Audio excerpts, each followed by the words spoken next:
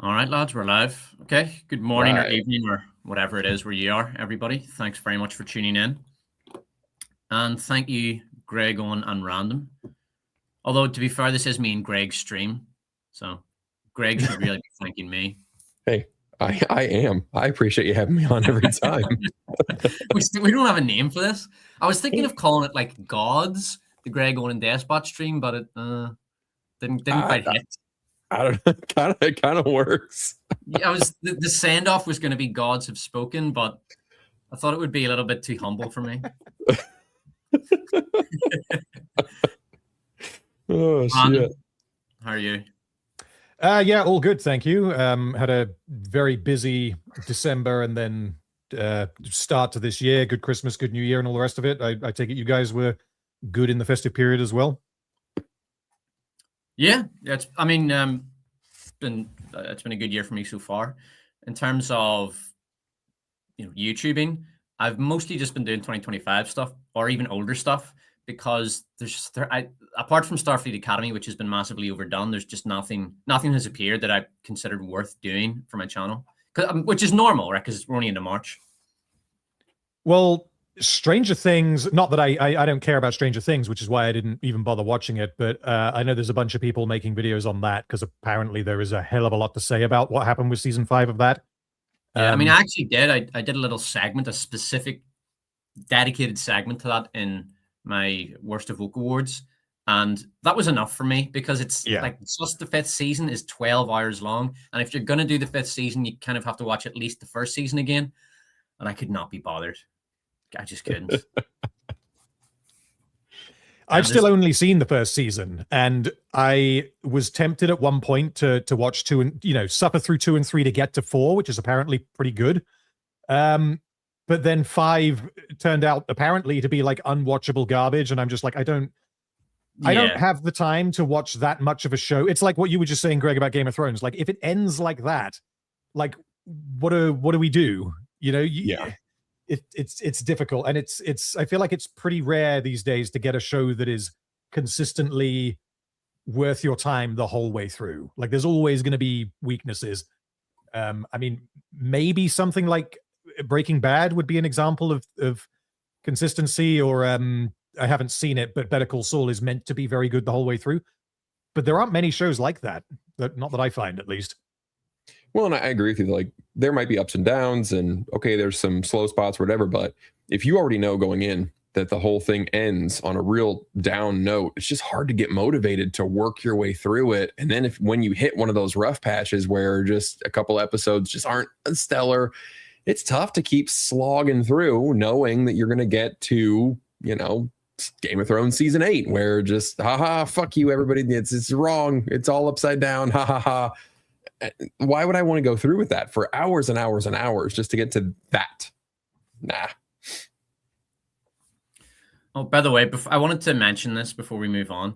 On my last video, which was about a 2016 movie called Hidden Figures, which is based on true events, Pack Lies. It's one of those movies. Yep. A lot of people were commenting on my video saying I had to watch this in school. There was one poor fucker who said he had to watch it 6 times in school. Yeah.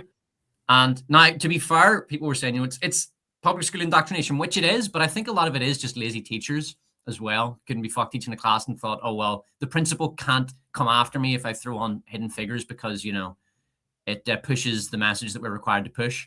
But my God, I was shocked at how many people were forced to watch that shite. Like, it was just so many comments saying the same thing. I had to watch this absolute garbage in school, and I had no idea. Like, people were writing things like, I came into this video skeptical, and now I'm actually angry at the movie. I had no idea it was this fictitious. Well, that's the thing. I was shocked because obviously they're always going to take some artistic license, but once you started laying out, they claim the character claims this, whatever, but the character that's based on, was hired and had an engineering job or role 10 years prior to the setting of the movie or whatever. Like, that's not just embellishments. That's straight up lying about history so that you can make a point that didn't even happen. That you can claim victim status that you never fucking had. I was shocked by how it wasn't license. It wasn't exaggeration. It was straight up lies. And I could not believe that. It's one of the worst examples of based on the abuse of the based on true events label I've ever seen. He's kind of mad. But Greg, thanks very much. That was a great performance as director Greg. I appreciate it. A lot of people wrote that in the comments. They said Greg's great. Greg's a great actor. I don't think I've got up to Greg's bit in it because I'm only about halfway through the video at this point. I don't think I've got there, but yes, I'll have to watch the rest. Greg has like a 5-minute skit at the end where he plays director Greg, the new improved like sort of hip director of NASA. It's really good. Yes, thank you very much. Yeah, we're helping each other out because that's what's going to appear in my next video where I couldn't be bothered to watch Sentimental Value, and so he steps in to help review that one for me. Yeah, that's I give a wee 5-minute review of Sentimental Value, this Oscar-nominated movie. I just call it Euroslap. It's extremely mediocre, not really worth watching. But anyway, we'll get into our first topic here, which is Scream 7. All right, so I'm the only one who watched this, and it's shite. Now I've seen almost all the Screams. I've seen 1, 2, 3, 5, 6, and 7. So I can't even remember if I've seen 4. But Scream 7 it's bad, but it's not as bad as some of the other horror slap legacy sequel stuff. So for example, The Exorcist Believer is much, much worse than this. I Know What You Did Last Summer, the remake, reboot. They'll probably make more because it did make some money. That was much worse than this. And the last Conjuring movie was far worse than this. So it's not like absolute fucking F grade garbage. I'd sort of say this is, at best, this is C grade horror slap. Neve Campbell's, good in it. The girl who plays her daughter is shit. She doesn't have any screen presence or charisma, and they should have got a better actress. Or if they were going to go with an actress who wasn't that good, they at least should have got an actress who was like smoking hot, whereas this girl is merely hot, not smoking hot. The killers are dreadful. They're the worst killers in the entire franchise. So I'll not spoil it because it's just about the only fucking thing worth thinking about when you're watching the movie, like who are the killers, but you'll be disappointed. Like at the end, it's just this WTF moment, when they take the masks off and you're like, oh God, it's pure like, palm slap killer reveal. Just awful. The worst killers in the franchise, the worst reveal in the franchise, worst motivation. It's just awful. It does have some nice kills. There's a couple of decent kills, and the opening scene is really good. I thought the opening scene was great. In fact, I was kind of excited when the opening scene finished because I thought, wow, this is actually pretty good. And if it keeps at this level, then it's going to be a good movie. But unfortunately, it started to fall over the cliffside pretty soon after. Other than that, it's typical stuff. It's typical, Ghostface runs around and kills a bunch of people, and it gets to the point of absurdity now because the movie deals with the fact that we live in the modern age of cameras being absolutely everywhere and private security being being a big thing in the States these days, much bigger than it was when the first Scream came out. All of this is just ignored. Like the movie just doesn't care. It doesn't care that everyone has a camera and a phone on them all the time. It deals with it a little bit, but like there are scenes where you sort of think, where the fuck are the police? They should have been here 10 minutes ago at least. And this is after the town has been put under curfew, so the police are on high alert. They know the Ghostface killer is about, and yet he's able to go on a rampage in the city center for 10 minutes straight, and there's not a single police siren. It's dumb, it's shit, it's contrived. Few good kills, and if you're a big fan of the franchise and you absolutely insist on seeing it, you'll be disappointed. But it's already made money, and they're going to make another one. In fact, it's made a lot of money, and they do this by keeping the budgets nice and low. The poster says it all ends here. How can there be another one? This is the last one. Oh, that's it. If the poster said it, it must be true, right? Never say never again, baby. Are they going to do the Fast and Furious one last ride, but again 3 more times, ending with like a double bill or whatever it is that they're doing? Yeah, I mean, Scream, as bad as it is, it's definitely not the worst horror slap franchise. Oh, I don't even know what it is at this stage. It's probably The Exorcist. The Exorcist, that one got really bad, and I think they're making a sequel called The Exorcist Deceiver, and that's a dreadful franchise. Some of these horror franchises have gotten really bad. I was actually reading up on the Jason, the Friday the 13th franchise. I don't even know if they call it that anymore. They might just call it the Jason franchise, but that one has apparently been in some form of development hell since 2013, so they can't get it going again. But I think if they did bring out a new Friday the 13th, it would probably do quite well. You would imagine so, because I believe the same thing happened with Saw. They made the Saw movies and then they finished it with Saw 3D, and that didn't do well, and they were like, right, we're done. And then 6, 7, 8 years later, something like that, they came out with Jigsaw. And that did well enough for it to get 1, possibly 2 sequels. I can't remember exactly, but taking a break and not doing the yearly release train for Halloween thing, that does seem to reinvigorate some of these franchises. Not that the newer films end up being good, but they seem to be popular and they seem to make money. Yeah, I mean, if you take a long enough break, audiences, especially for horror franchises, because, for example, the budget for Scream 7, I think, was $50 million. And that's going to be pretty easy to make your money back. So you can get your money back, at 120, 125 million, and then you're in profit. Even less than that, because they do quite well on rental. So, because again, they're very cheap. So if it was Friday the 13th, it's, as long as they can keep it under 50 million, that's a guaranteed hit. They will do it eventually. It's just been in this sort of weird development hell forever. Well, somebody pointed out the whole, and you'd said it, with everybody having a camera, that's why I think Friday the 13th might actually do better than the other ones, because since Freddy lives in Dreamland, you can escape all of those modern problems that would hamper the writing of, like, where are the cops? Why aren't people filming? Whatever, because he invades your dreams. So it's a really great get out of jail free card for some of the problems that horror movies are running into right now. That's not Friday the 13th. That's Nightmare on Elm Street. Oh, that's although you're right, saying, like, they haven't done one of those in ages. Yeah, Nightmare on Elm Street is another one that you could bring back and make a lot of money on. The rights to although Jason, like, those movies they jumped the gun pretty early, so that is a crazy franchise. There's even one where he goes to space. Jason X. That's the only one I've seen. Oh, it's great. I watched it the other day. It's just really fun trash movie. It's just a great time. Guys, if you want a good laugh and just have a movie kind of on the back in the background while you're doing other things, Jason X, really fun movie. Wasn't there? Didn't Jason and Freddy face off in one of them? Yeah, Freddy versus Jason, I think it's just called. Did that happen as a result of Alien versus Predator, or was it the other way around, or are they completely unrelated? They did a few of those. They did a few. I was wondering if they were going to do like Terminator versus Rambo. They probably should, actually. Well, that might be a good way to. Malcolm X versus Jason X. Well, with Seed Dance and all these other things, you'll start to see AI slot bullshit of Terminator versus Predator, or you'll see all that shit coming up soon. Yeah. Well, you kind of got in like sort of the late 2000s, you had the sci-fi movies with the mega shark versus giant octopus and all of that. And I can't help but feel like that almost spawned as a result of Alien versus Predator and, Freddy versus Jason.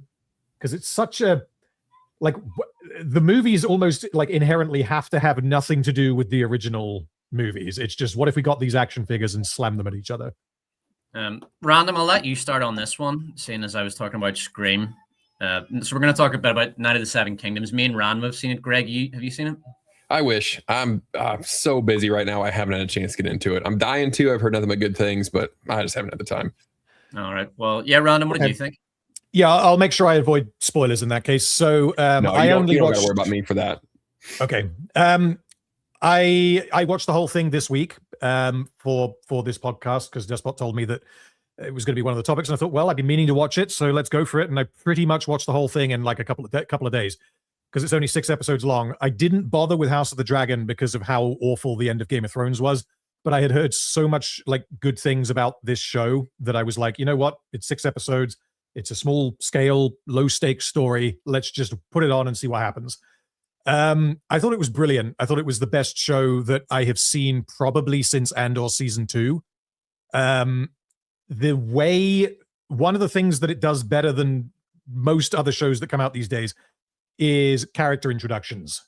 It'll be, I don't know if I'll be able to explain it in any meaningful way here, but like the way that it handles like exposition about the characters in a natural way and telling you everything that you need to know when you need to know it. It never requires any like, you know, contrived nonsense dialogue where people tell each other things that they already know, that kind of thing, because that pops up all over the place.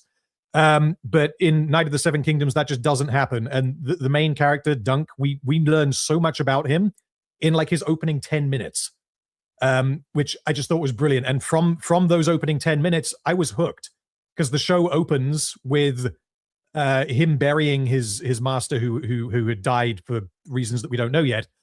And he's like, damn, what do I do now? Well, there's a jousting tournament going on, so maybe I'll enter that. And from then on, you're just hooked, because it's a really, really simple story with a very likable lead character. Something I thought that was interesting, because usually this doesn't work, and I have seen criticisms of this. This is one of the only criticisms I've seen of this show, is the humor in certain scenes. I thought that worked, because it has a lot of, for lack of a better word, subversive / awkward humor, where it's kind of, the comedy comes from the fact that the lead character is at times socially awkward. But it never felt cringy. I think it's very easy to have, or it's very common for that kind of humor to be very, very cringy. Whereas in this, it always felt appropriate because the character was so endearing. And a lot of the comedy also came from like editing choices. So like a character might claim something, and then the show will just give us like a 5-second flashback showing that this is complete nonsense, and that actually something totally different happened when he says that, you know, this thing happened in his past. And like basically why I enjoyed it so much is because the main character is a good man who wants to be better than he is, which you don't see that too much these days, so it felt refreshing. He's a bit of a goober, and he's pretty simple-minded and socially awkward, lacking confidence. He sticks out because he's really tall. I mean, the actor is, I say, only 6'5". Maybe it's because one of my close friends is 6'7", so it's like 6'5" isn't that tall. But in the setting of this, he's a giant. He's really, really big. And he's constantly kind of singled out and almost picked on because of his height. But because of the characterization that you get, he isn't just a goofy loser that we are meant to laugh at, because we want him to succeed. Yeah, I mean, that's kind of all I would say about the beginning of it. But overall, it has a very strong hook. It goes pretty much the direction I thought it would go, but it's very strong the whole way through. Yeah, it's the first show in, I can't even remember how long. It's the first show that I actually looked forward to the next episodes of. Even with Andor season 2, I quite liked it, but I never would necessarily look forward to episodes. My problem with Andor was that I never particularly, the characters are good, like particularly Krennic. Director Krennic's a great character. But they didn't pull me in the same way the characters in this show did. I wasn't that invested in their stories. Maybe it's because I knew how it ended. But I think Andor is a little bit overblown. Still a good show, but for example, the biggest problem with the first 3 episodes of each season, they were very slow. I think the pacing in Andor was a bit off. Although both of them, both seasons contain 2 really excellent arcs. The prison arc in the first one, and the Gorman, I think it's called the Gorman arc in the second one. They're excellent. And like that's the show at its absolute best, but the stuff around that isn't to that standard. Still a good show. Anyway, I was really looking forward to the episodes. So I would actually be looking for the episodes, you know, has it come out yet? And I can't remember the last time that happened, that I actually was looking forward to an episode. I mean, with fantasy, I haven't looked forward to the next episode of a fantasy show since Game of Thrones season, I don't even know what. But you're talking a decade, really, close to a decade since I actually gave a shit about fantasy TV and this thing. And I thought it was, especially with the Game of Thrones universe, I thought, no, I'm done with that franchise. I was done with it after because I was so angry at House of Dragon season 2 for wasting my fucking time and for being shit and for this ridiculous notion that, you know, what's her name is going to agree to have her own son murdered and also be stupid enough to think that she's not also going to get her fucking head lobbed off as soon as he's dead. God, what a stupid show. Like, I hated that ending so passionately, and I didn't like season 2 at all. With many people, it's started well, but you sort of, by episode 4, you think, okay, is Damon ever going to fucking leave Harrenhal? No, he's not. He's just going to stay there forever. Okay, fine. So I was done with this franchise after House of Dragon season 2, and this one really reinvigorated it, and it did it by basically, we talk about how, you know, Subversion, it gets a bad rep because of The Last Jedi, right? And a lot of the same similar stuff. Even The Acolyte, very, very similar vein to The Last Jedi. It's doing that whole, you know, subvert the Jedi, subvert fucking everything, subvert your childhood, good isn't evil, and all this bollocks. So audiences got very sick of this. This thing, it's subverting tropes the right way. So it takes what have become tropes in modern fantasy, stuff like what I call plot hopping, which is where the thing just becomes incomprehensible because you're shifting location and you're shifting plot literally every 2 or 3 minutes. The Witcher did this, for example. We're going to talk about all that in a bit. But this show, it's a very easy to follow plot. It's all happening in one small location with one small cast of characters. The man isn't some, you know, beaten down, pathetic wimp, and he's not some, you know, toxic male brute, which is what they all are in modern fantasy. He's actually a very likable, normal guy, and Egg is a charming kid.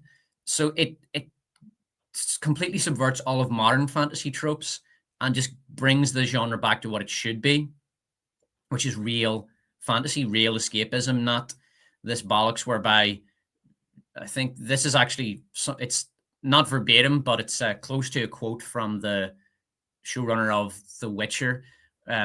She said something to the effect of that modern fantasy TV should be a reflection of the cultural and political environment that we live in, which is the complete and total opposite of the truth. It's supposed to be something completely different. I mean, one of the reasons, I know Dune isn't necessarily fantasy, it's space opera, but one of the reasons I always love Dune is because it's so different to even the way the characters think, the way they think about life and the way they think about the world and the relationship to time and things like that. It's just completely different.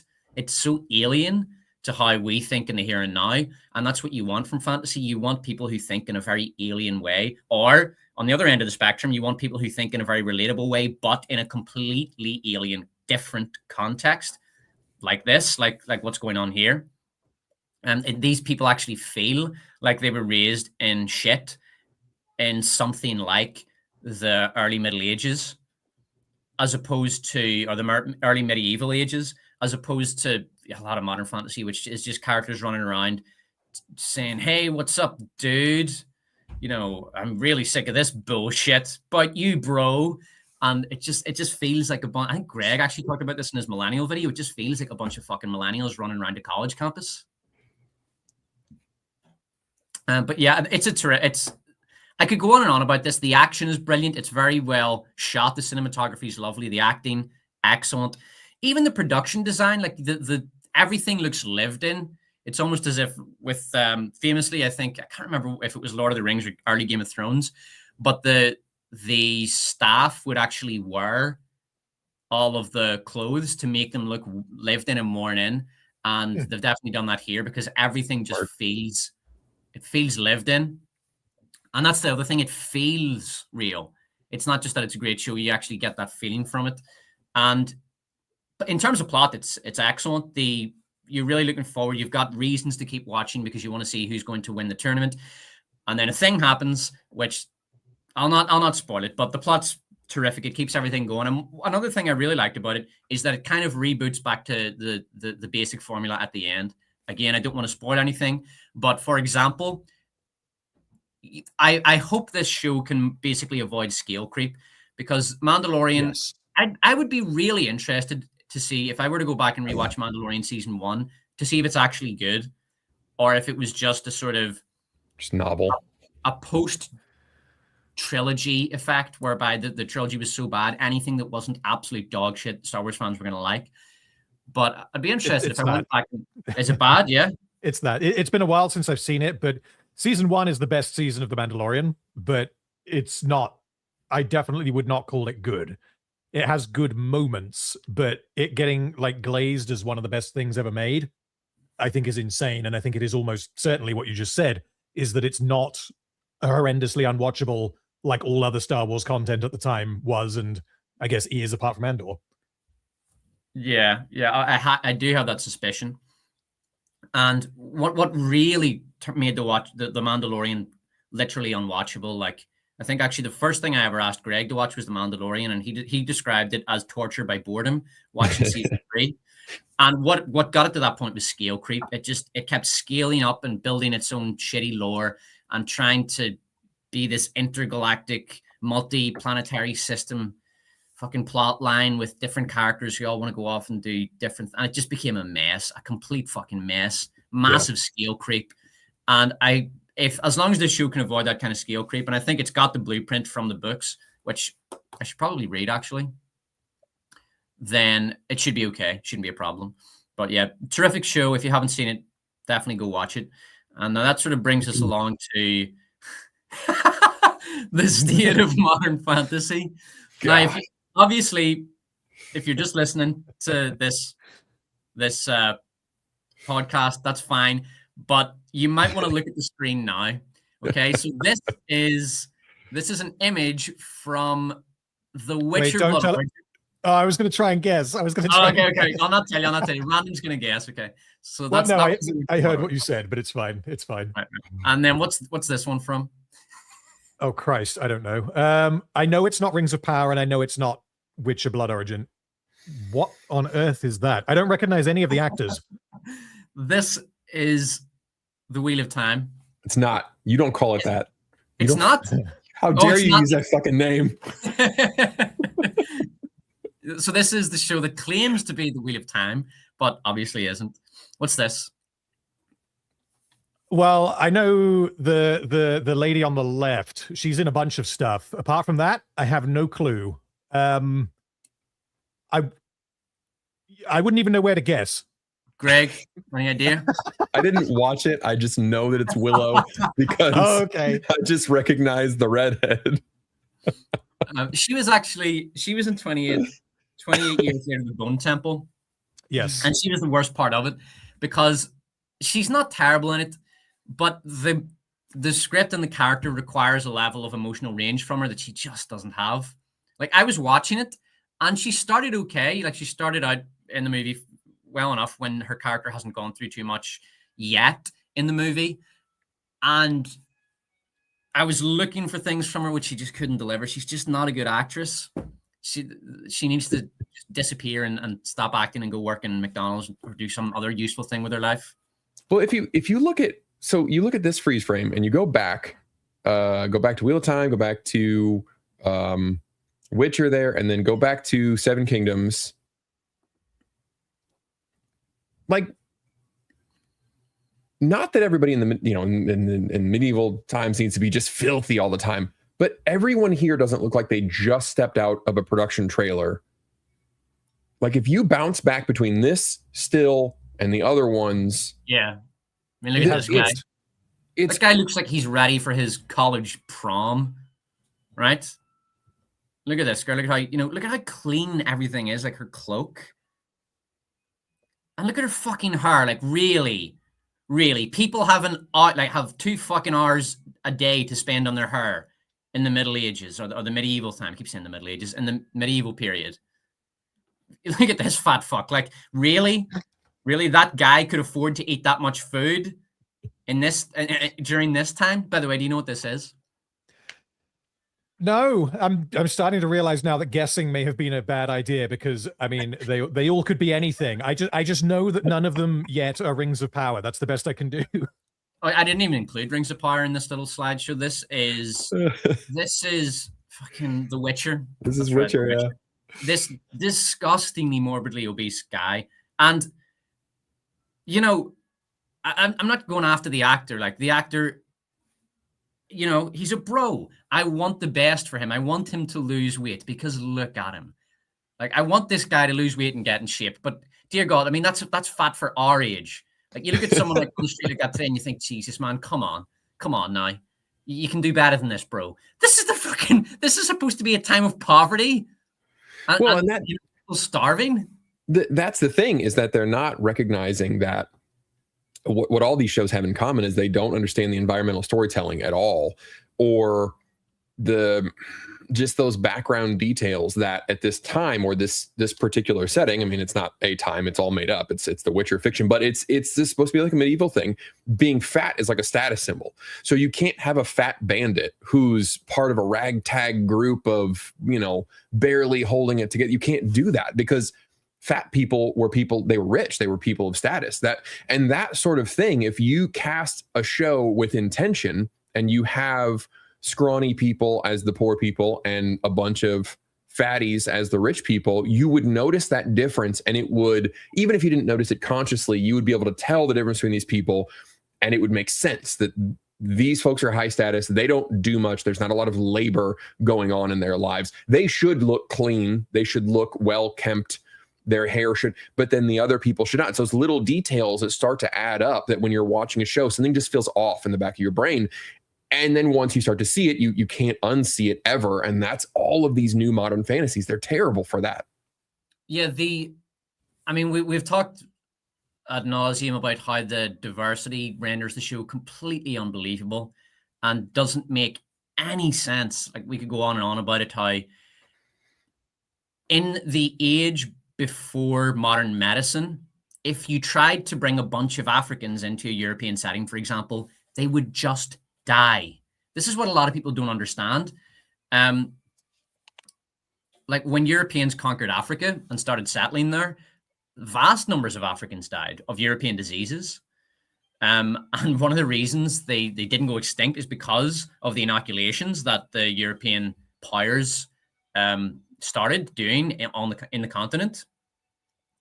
But it just looks ridiculous. If you brought a bunch of Africans to medieval fucking London, they'd get the smallpox or the plague or something, and they would drop dead in a few days. Like, their immune systems wouldn't stand a chance.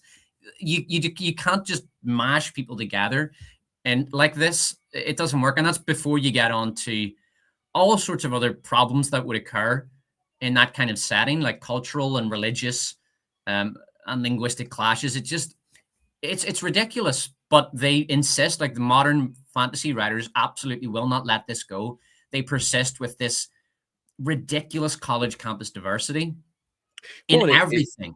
It hamstrings the story, because all you're left with is the ridiculous, contrived, whatever plot that they've come. It's all plot driven. And like Random was saying with Night of the Seven Kingdoms, it's all character driven. I mean, the plot, from what I'm hearing, is not this crazy. There's no huge crazy mystery that, oh my God, a bunch of misdirects that you need to bloat it with. There's not a bunch of stupid plot elements there's no MacGuffin that has to be chased. It's just a guy, and you know him and you understand his decisions, and that's what drives the story. And in a good fantasy, what these writers just can't get through their brains is half the story is already told for you. If you just have differing cultures, or like you said, differing religions or differing geographies with differing behaviors, different types of dress, whatever it is, half your story is already done for you, because all you have to do is have the characters interact with those differences and let that be most of your tension or most of your emotional stakes, or any of that shit. It's already done, and they refuse to embrace it. That's another aspect of these modern fantasy shows. They don't do religion, or if they do religion, they'll do what they did in Wheel of Time, in the show that is not the Wheel of Time. They will take, what are they called, the Aes Sedai, the women, and they just turn it into the League of Powerful Diverse Girl Bosses. So they'll take any opportunity to justify their sort of their imposition of modern tropes into this fantasy world without actually giving a shit about the source material. But they're not paying any attention to religion in this deeply religious world, or a world, you know, back then when people were much more religious or were much more likely to be religious.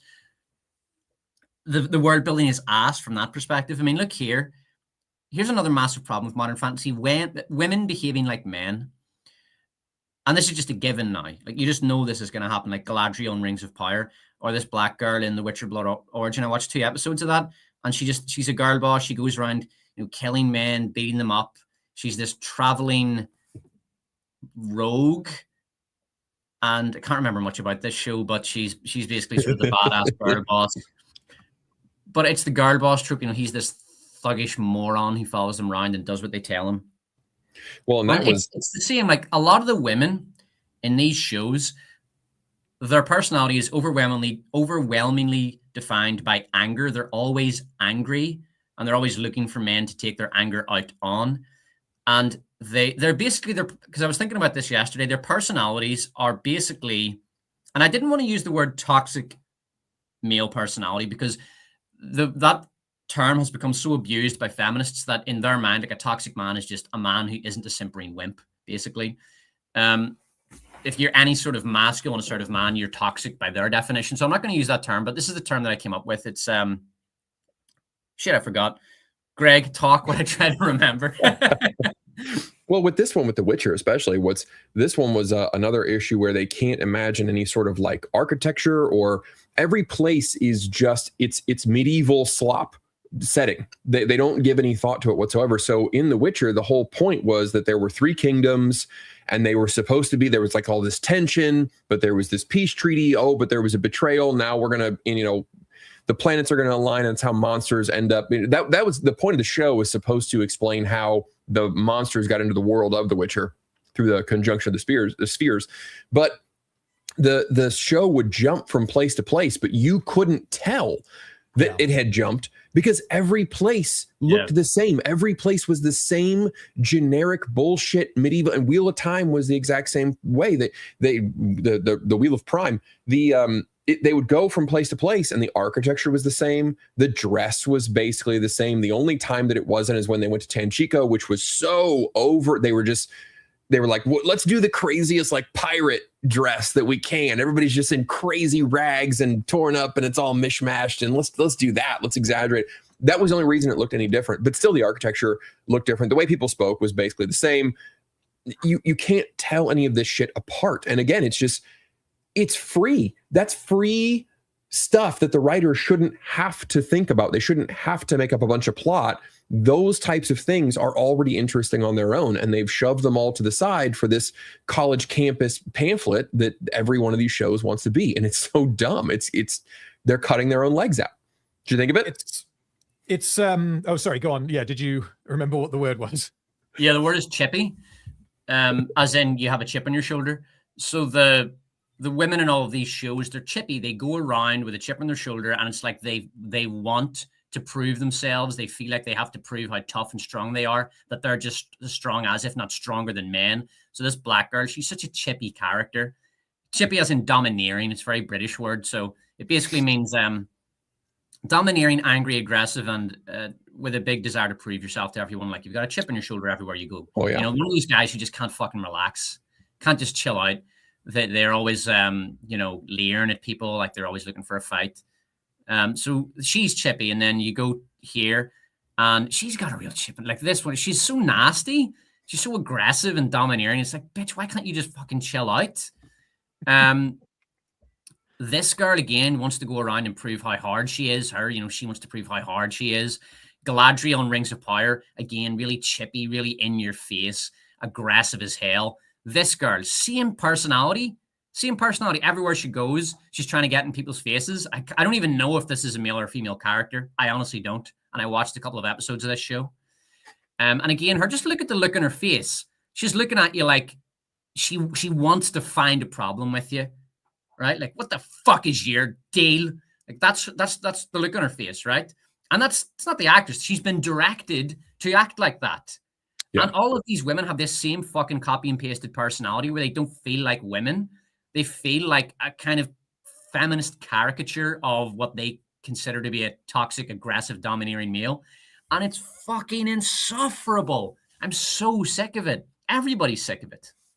I think it's kind of a two-factor problem, because you've got immersion into the setting and then readability, which is what Greg was talking about. So if you've got like all of these different cultures in this gigantic fantasy world of which, take your pick.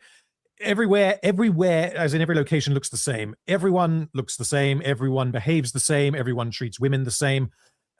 Nowhere ends up being like culturally distinct because everywhere has the same rules.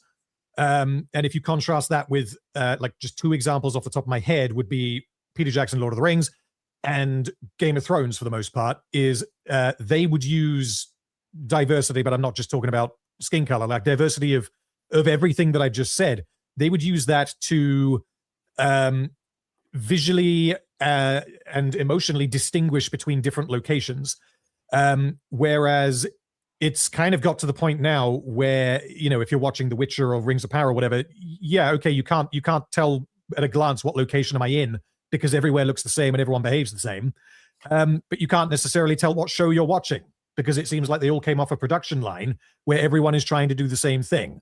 There's no, again, comparing to Lord of the Rings, Game of Thrones, they would distinguish these things with very, very clear architecture in establishing shots, the music, the costumes, cinematography, physical appearances of the actors, how they walk, how they talk, what they talk about. All of these shows, the ones I've seen and the ones I've only seen clips from, you can just interchange them, really. Yeah. I mean, that show could be that show could be that. Like it's just what they're wearing, the location, the racial and ethnic composition of the characters, the comportment of the women, even small things like the weapons, like they're just all very generic, dull, sort of modern idea of what a medieval weapon should look like. But they probably haven't done much research or even thought, well, maybe we can get creative with the weapons, or maybe we can do something interesting with the weapons. No, they all just kind of look like bland props. Everything's very bland and unforgettable here. Obviously not with Knights of the Seven Kingdom. I mean, it's just night and day, right? And also it's happy. Like look at all this shit. Oh yeah, nihilistic bollocks. This is the other thing. It's all nihilism. Look at the looks in their faces, their expressions. Everyone is serious. Why won't this go back to one? Angry, serious, angry, serious. Every single character. Why are you so serious? Why are you so angry all the time? Like, and then you go to Knights of the Seven Kingdom and they're actually smiling. And it's like they create these updated for a modern audience fantasy shows where everyone is miserable and nihilistic all the time and nobody smiles. And it's like, that's not how people are. That's not how people behave. People do actually smile a lot. Most normal people. That was one of the things that surprised me most about Night of the Seven Kingdoms is it's a very uplifting, optimistic show. You could describe it as a feel-good show, feel-good story for sure. Yeah. Like, that's not to say that there aren't, dark, depressing and, sad moments in it, and bad things do happen to good people in that show, which, I mean, that's life. That's how that shit works. But in particular, compared to Game of Thrones, where a lot of it was partly, I think, probably due to the scope of it, it almost felt nihilistic, where it's like everyone is evil to some degree. Let's just watch the fireworks and see who wins. This wasn't really that at all. This had a very, there was some there were some gray areas in the middle, but broadly speaking, you absolutely have the goodies and you have the baddies. And where it was interesting was when you had characters who you thought were one thing who then turn out to be the other. And there were two examples of that I can think of that I won't spoil, but both of those I thought were done excellently. God, yeah, there's just so much character in that show. I need to rewatch it, honestly. It's that good. Yeah. Greg, do you have any, obviously fantasy TV has already improved with Night of the Seven Kingdoms, but do you think this is a one-off, or do you think that the genre, because it is great, fantasy is a great genre, and it's probably one of the most adaptable genre. The problem is that it ran face first into the woke era, which absolutely destroyed the era. But do you think it can recover? Or do you think that these showrunners and these companies are just going to double down and continue making all the same mistakes? I mean, I think it can, and I think the big litmus test, it'll take a couple of years, but this author, Brandon Sanderson, who's a big fantasy author, he recently signed a deal with Apple that he's going to do, I think, a show based on one of his series called the Mistborn series, which is pretty great. And he's going to have, from what I understand, just absolute control. No, there will be no committee that says, yeah, we know you did this, but we really want to, he's going to have apparently unprecedented amount of control. So we'll see if it does well based on that, because he's not going to allow them to fuck things up, based on whatever the mood of the moment is. But the problem, I think fantasy shows have two issues. One is the woke stuff where, we want to do the diversity thing. We want to do the melting pot thing. But I think, honestly, Game of Thrones fucked them a lot because everybody wanted to be Game of Thrones. And so you see a bunch of these shows like Wheel of Prime that they were like, you know what we should do? Game of Thrones had a lot of sex. We need to sex this up a little bit. That's what the people want to see. They want tits out. They want people fucking, and we got to have more of that in our show. We got to have things got to be epic. There's got to be betrayals. I think the need to make everything the next Game of Thrones, that hurt fantasy just as much as people saying it all needs to look like downtown LA. So the further we get away from Game of Thrones, and hopefully Sanderson's series succeeds, and I think there's a future, because like you said, it's a great genre. You can make movie shows, like so many things you can do with it because it's a different setting entirely. You do whatever you want. That's the beauty of it. So if they commit to it, yeah, I think it could be great. Yeah, I mean, obviously the the most wretched bastard child to come out of Game of Thrones' affair with culture was Rings of Power. Yeah, and I mean, Rings of Power is still going. They cancelled The Witcher. They cancelled Wheel of Time.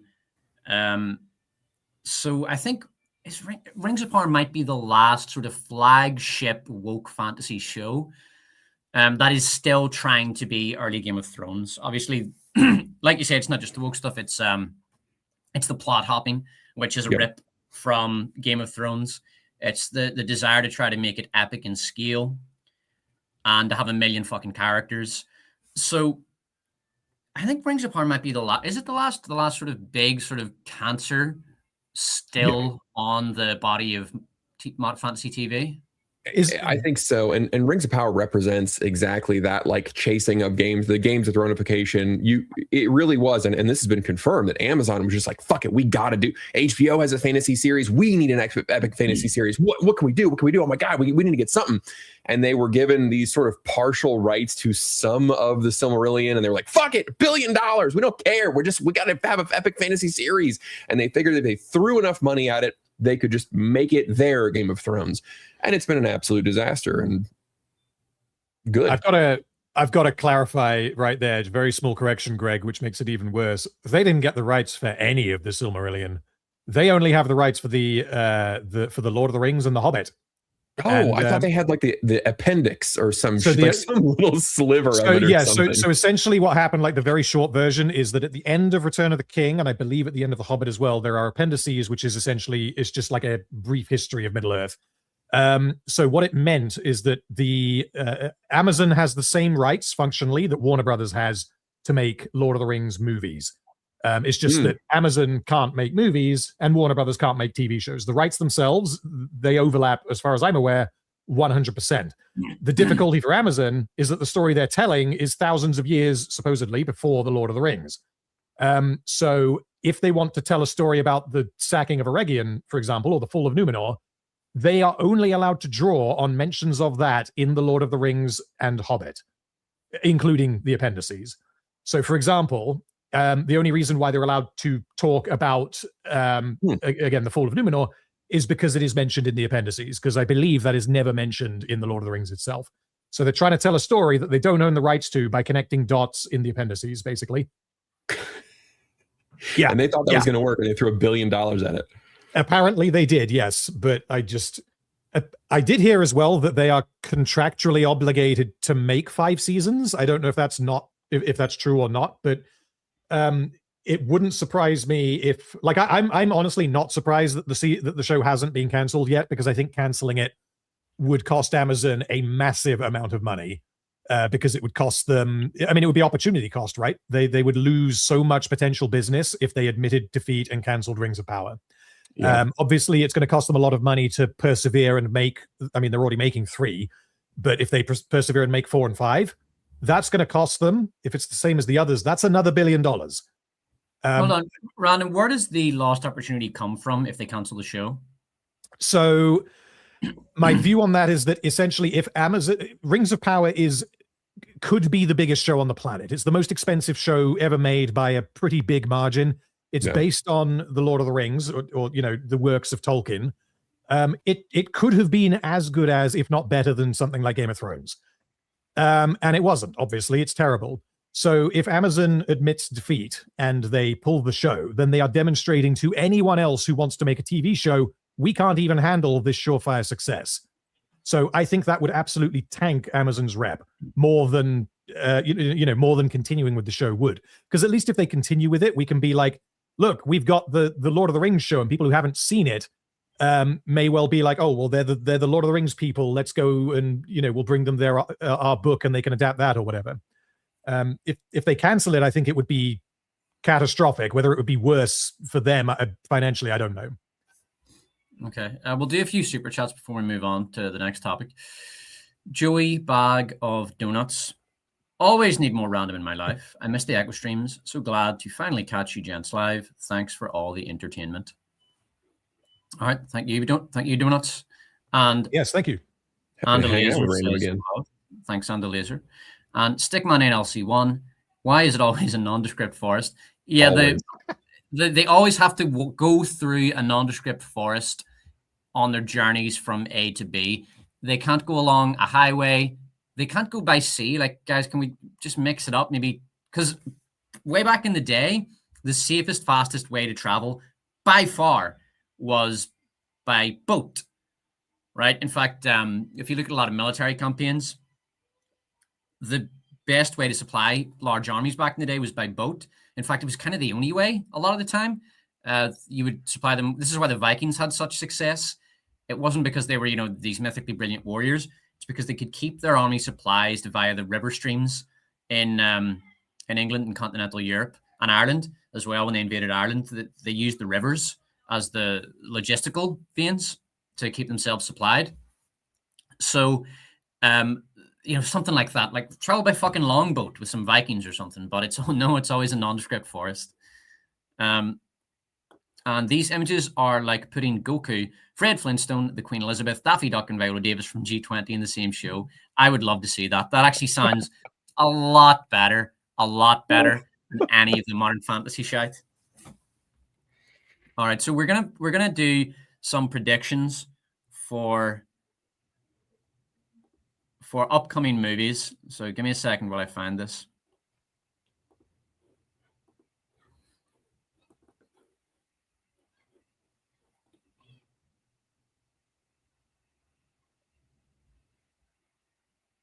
Now, I've only got about 15 movies in here.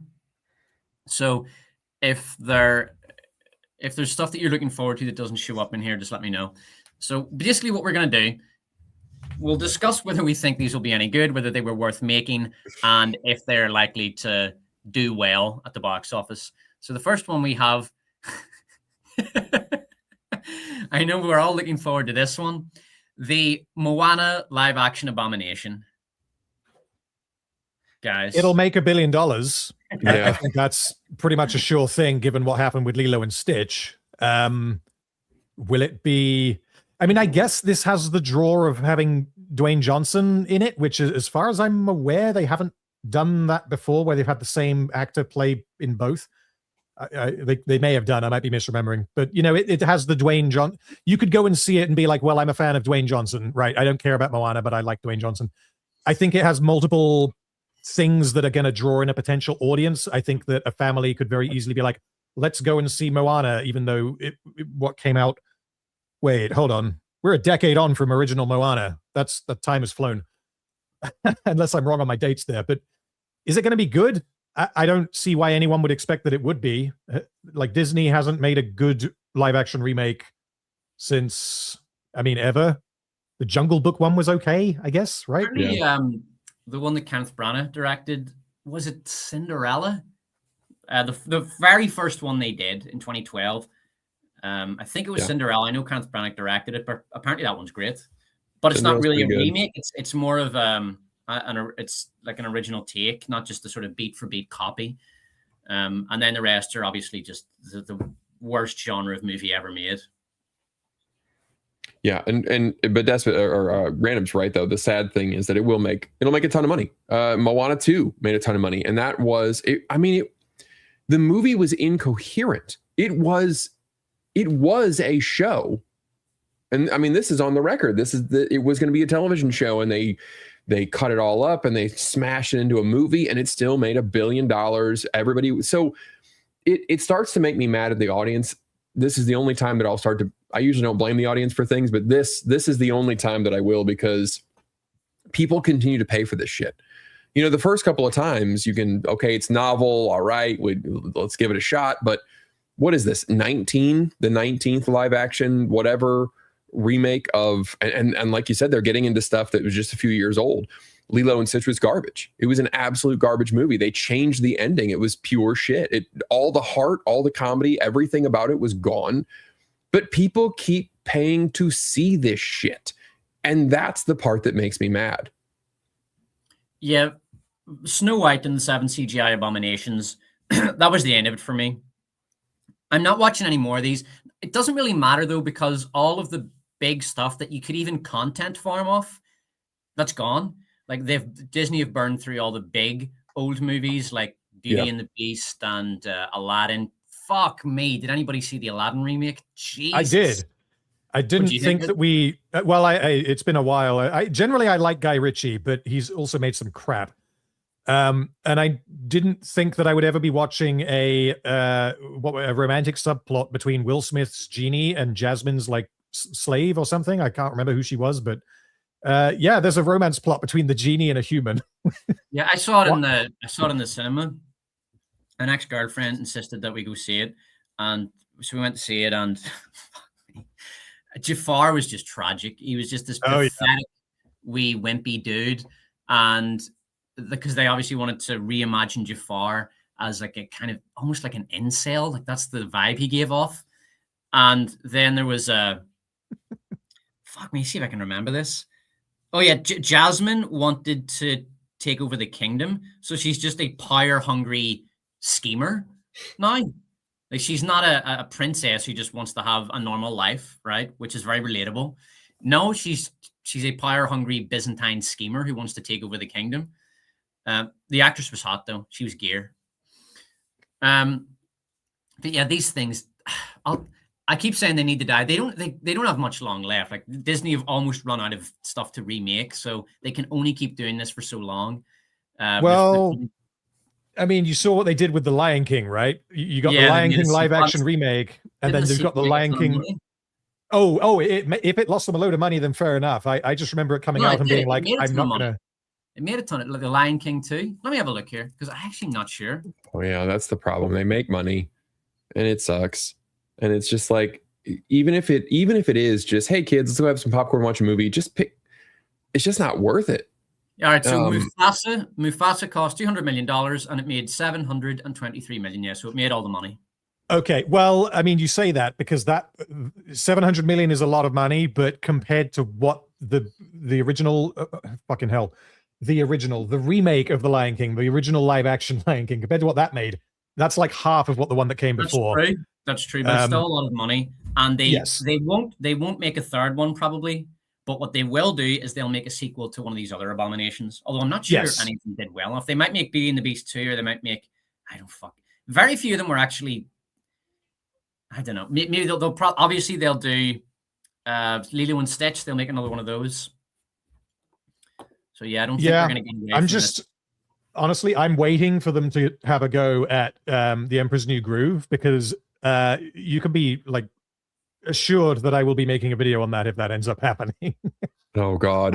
I don't think it will, because I think that hopefully, like, The Emperor's New Groove is not exactly one of Disney's most popular movies. It didn't do well when it came out, and it now has a bit of like a culty fandom, but it's got to be right at the bottom of the list for movies that Disney would want to remake for that reason. But also you would think that they are smart enough to understand that kind of comedy can't work in a live action movie, but maybe they'll try it. Who knows?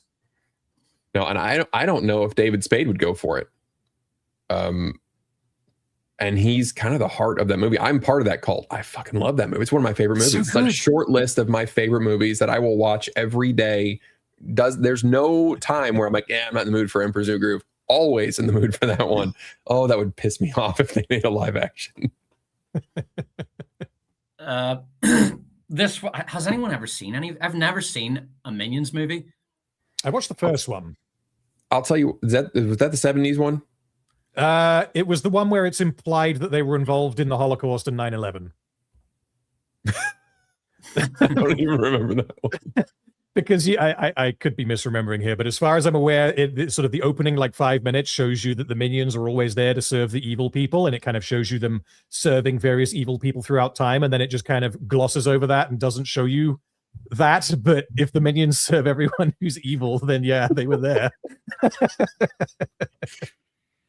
There was that was the Rise of Gru one, I think, and then there was another one where it was in the 70s, I think, and they were trying to find somebody. I actually had really good music on that one. These are always the Minions movies are always just good enough. Like, they're not shit.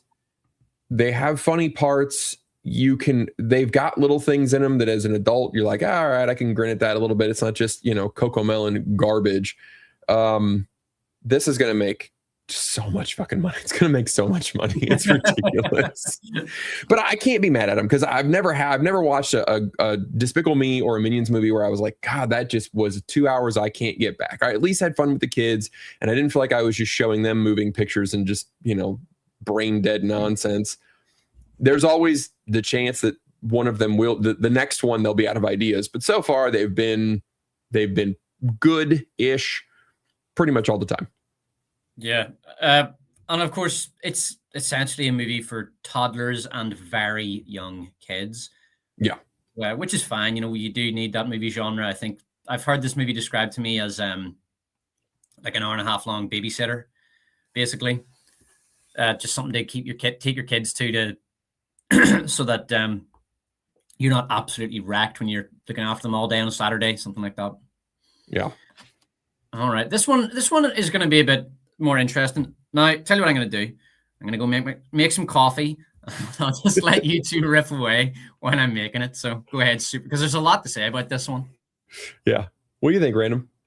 I don't really care. I'll be completely honest. Like, I'm not invested at all in really superhero movies anymore. Like, period. Every now and then there might be one that's okay, but I didn't bother seeing Superman until it was on streaming, and it was like unbearable. I hated it. I haven't even seen the trailer for this. I don't know why I would expect it to be any different to the Superman movie. Do you know it? James Gunn is producing it for sure. Do you know if he's writing it and directing it? I know he's not directing it. I just rewatched the trailer today to refresh myself about it, and I can't remember who's directing, but it's not him, and I don't know about writing it. I'm gonna have a look. But yeah, I just find it honestly, I find it kind of annoying because I am a James Gunn fan. Like, broadly, I like his movies. Even like Guardians 3. Guardians 3 has a hell of a lot of problems, but I enjoyed it. And like Guardians 1 and 2, I think really good. And then for some reason he made Superman the way it was, and I just don't. It gives the impression that he is only capable of making one movie with a different coat of paint, which honestly, I guess ironically, maybe it reminds me of Zack Snyder, because Zack Snyder was previously involved in making Superman movies. He knows how to make one movie, and then he just makes it again and again with a different cast of characters. Yeah. So it's being directed by Craig Gillespie, who did. Okay, he did a bunch of stuff I've not heard of, and he also did. Okay, he did I, Tonya, and he did Cruella. So something good, something funny,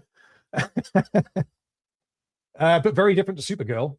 And it was written by someone who has 3 writing credits on films that on short films that I've never heard of. So a writer who hasn't written anything of this scale before.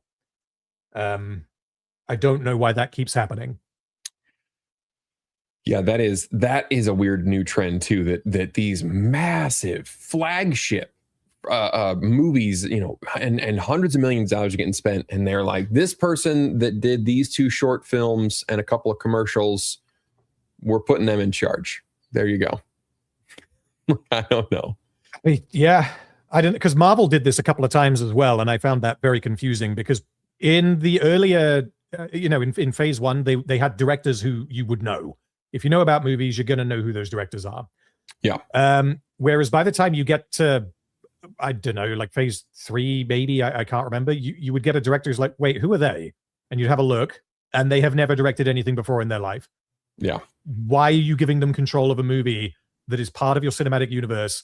That is, I mean, it essentially, they're treating them as like a hired gun director. James Gunn here. You want you might do that if you want the producer or the studio to have like all of the creative control, and you want the director to just be the guy there to keep everything together on the day. And like to some degree, yes, that is the director's job.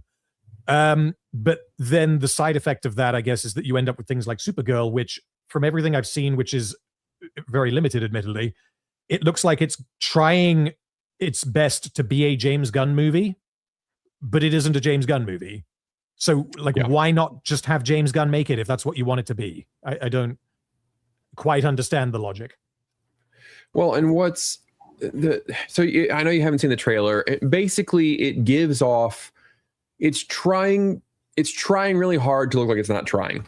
That's the kind of attitude they're going with. And somebody in the comments said it. Basically, you already know this character from the ending of the Superman movie, and they're going for this sarcastic, sardonic, devil may care kind of character.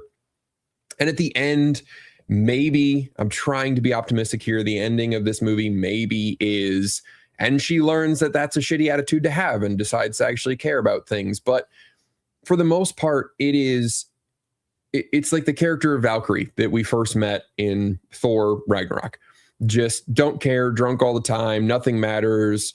In the trailer, she says, oh, Clark sees the best in people, but I see them as they really are. It's very pessimistic. It's very sarcastic. Like, it just,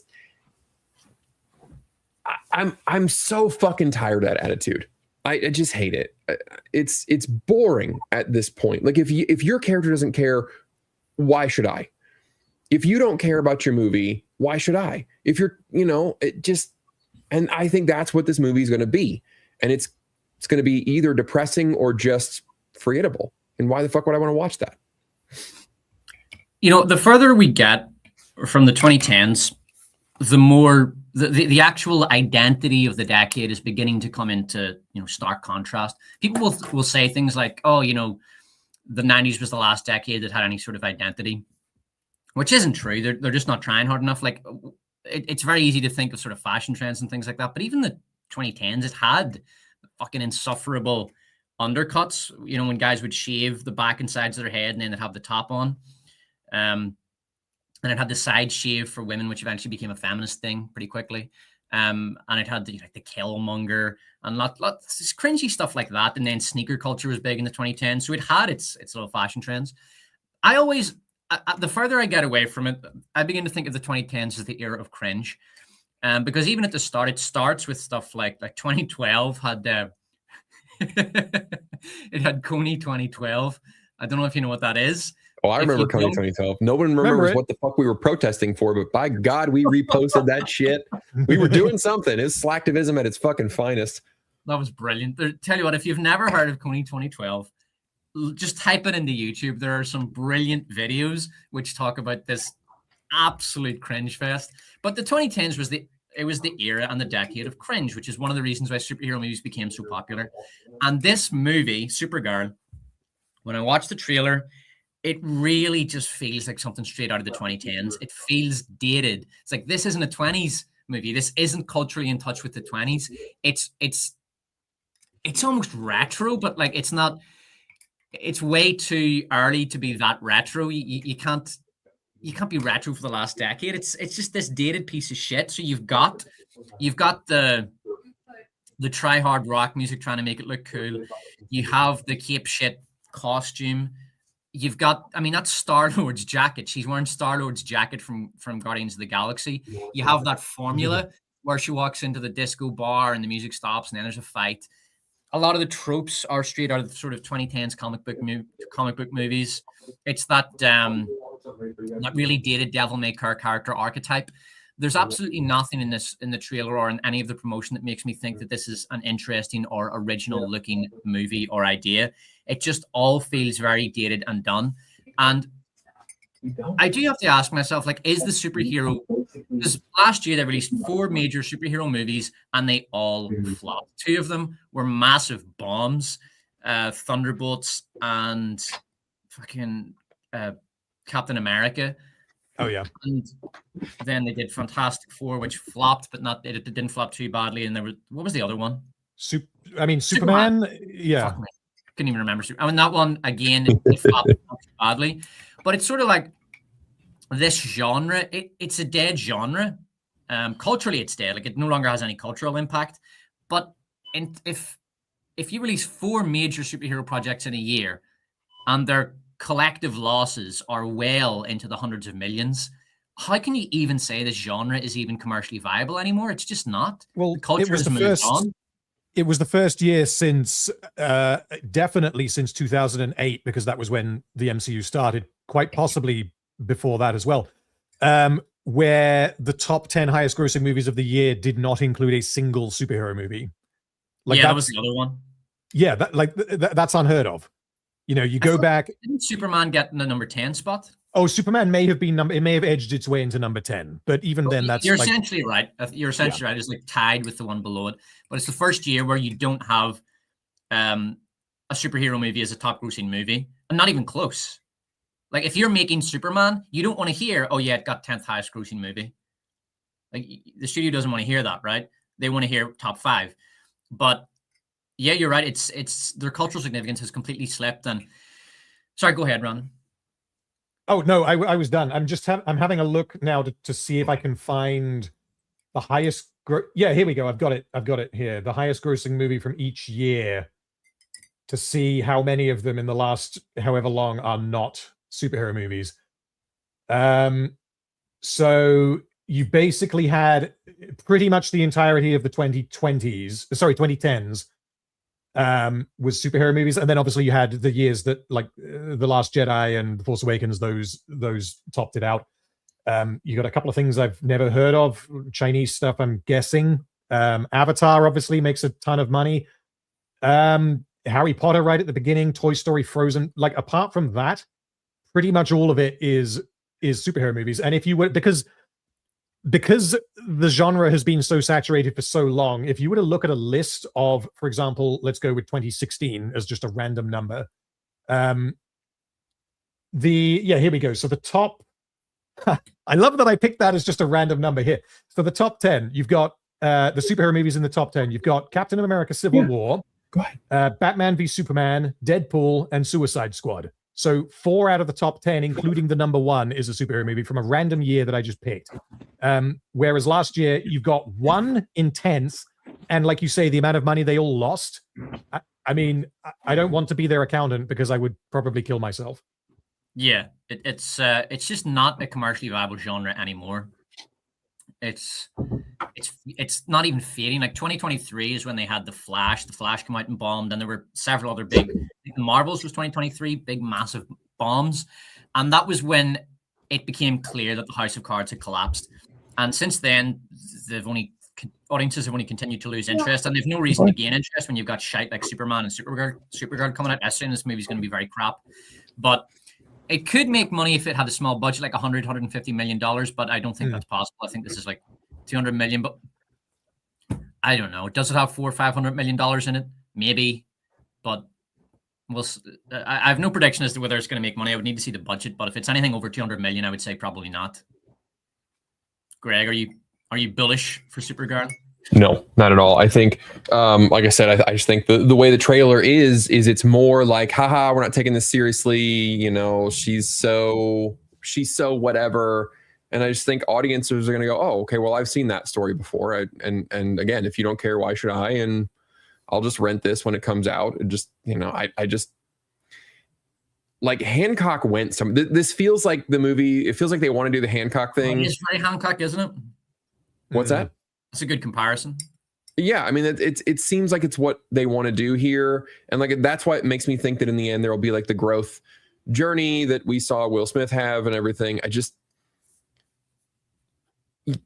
I don't have any hope for that. I don't think they'll pull it off well, and I just think it's going to be boring because the character doesn't care. So I think it'll be interesting to see, just quickly on the topic of superhero movies, is you've got Supergirl is coming out this year, and then the Avengers Doomsday, is that this year or next year? I can't remember. That's supposed to be this year in December. They're going to delay it. I bet they're going to delay it. I'd be shocked if they didn't.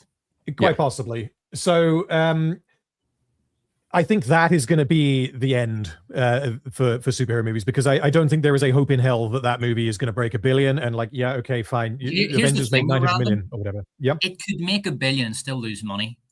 Oh, sure. The budget for that is going to be fucking insane. The marketing budget is going to be fucking insane.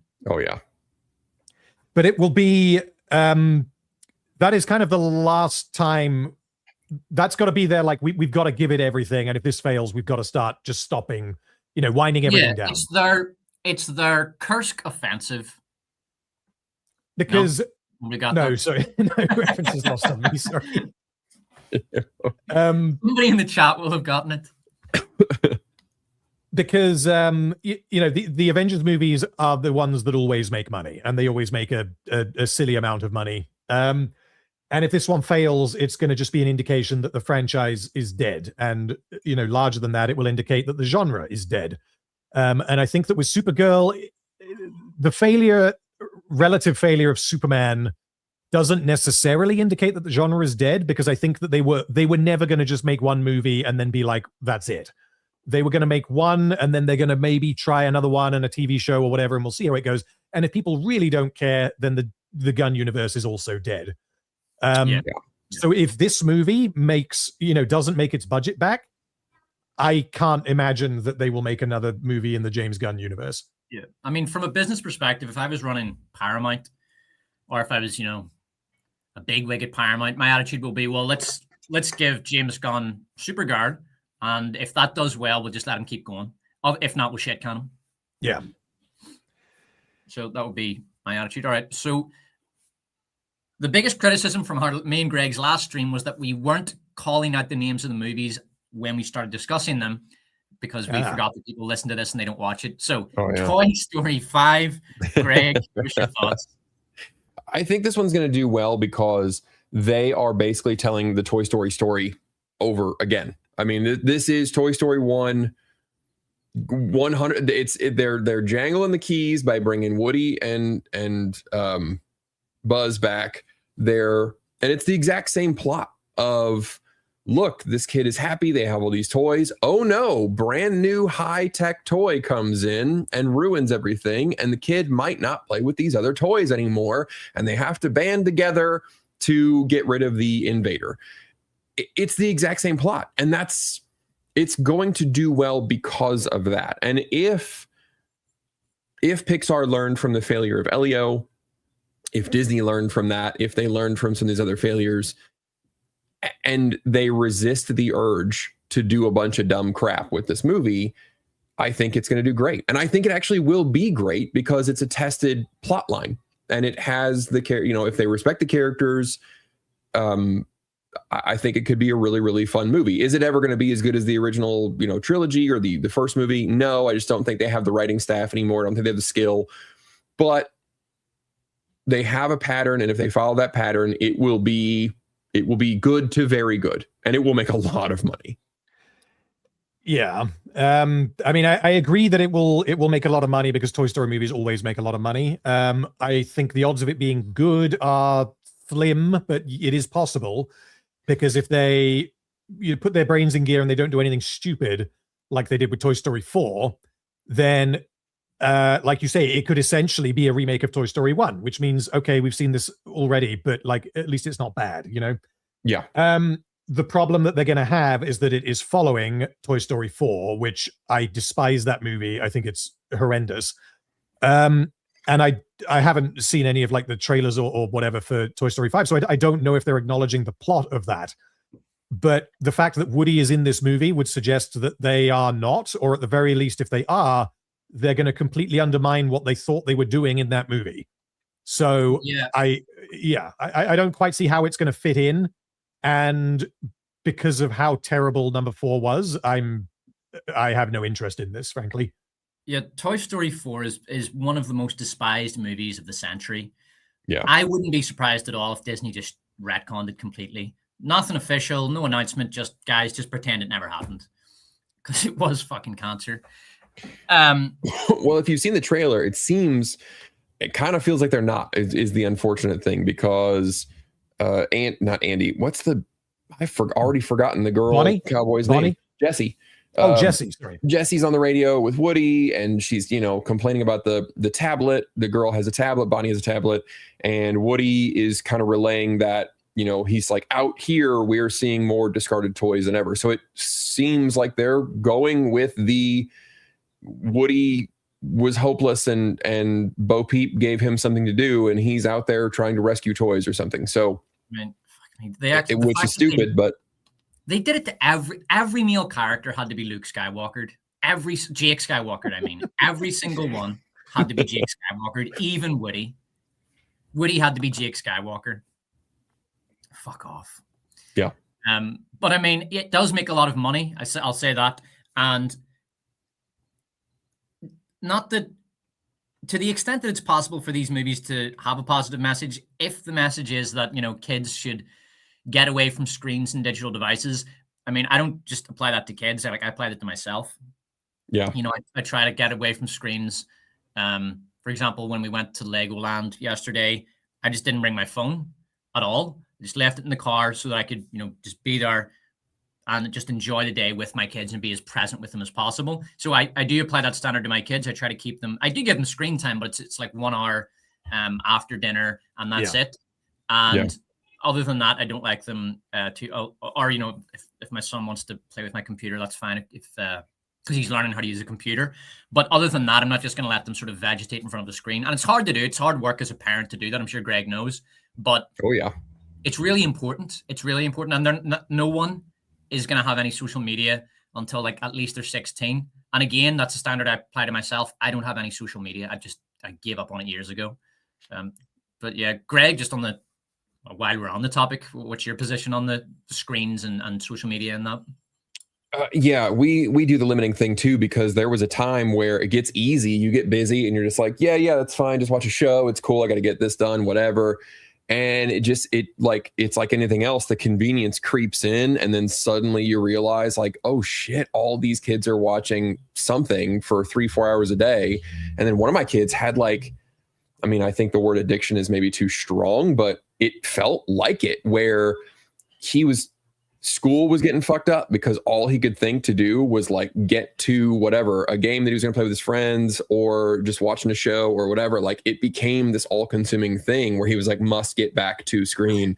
And it became it was like, it was having detrimental effects with other areas where he, didn't want to hang out with the siblings, didn't want to get his school done properly. It was just like, whatever I can do to get all those distractions out of the way so I can get to what's important. And we're like, nah, it's gone. It went too far, and we had to yank back hard. Yeah, and it's like I say, if that's one of the messages of the movie, that's great. Not that it'll make any fucking difference, but like I said, it's not just for kids, even adults. Like even when I go to the boxing gym, I don't even bring my earbuds. I just want to be completely unplugged. And they play. I would actually rather just listen to what they play at the gym, because it's kind of shitty workout slop. And it's nice to just listen to something different as opposed to what I listen to. Yeah. Random, do you do anything like that in your life where you deliberately unplug or get away from screens, or you have an activity that lets you escape all that? When I'm exercising, yes. But I'm because I have like a home gym, so I will just be listening to what I want to listen to, because frankly, if I was listening to gym music for like 4 or 5 hours a week, then I would lose my fucking mind.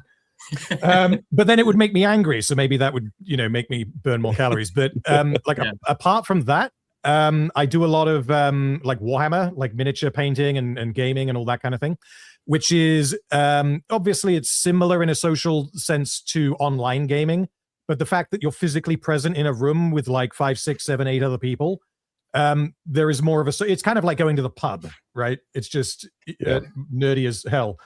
So yeah, that kind of thing is great to do. The only downside to that is that in recent years, they have made it impossible to play the game without access to the internet.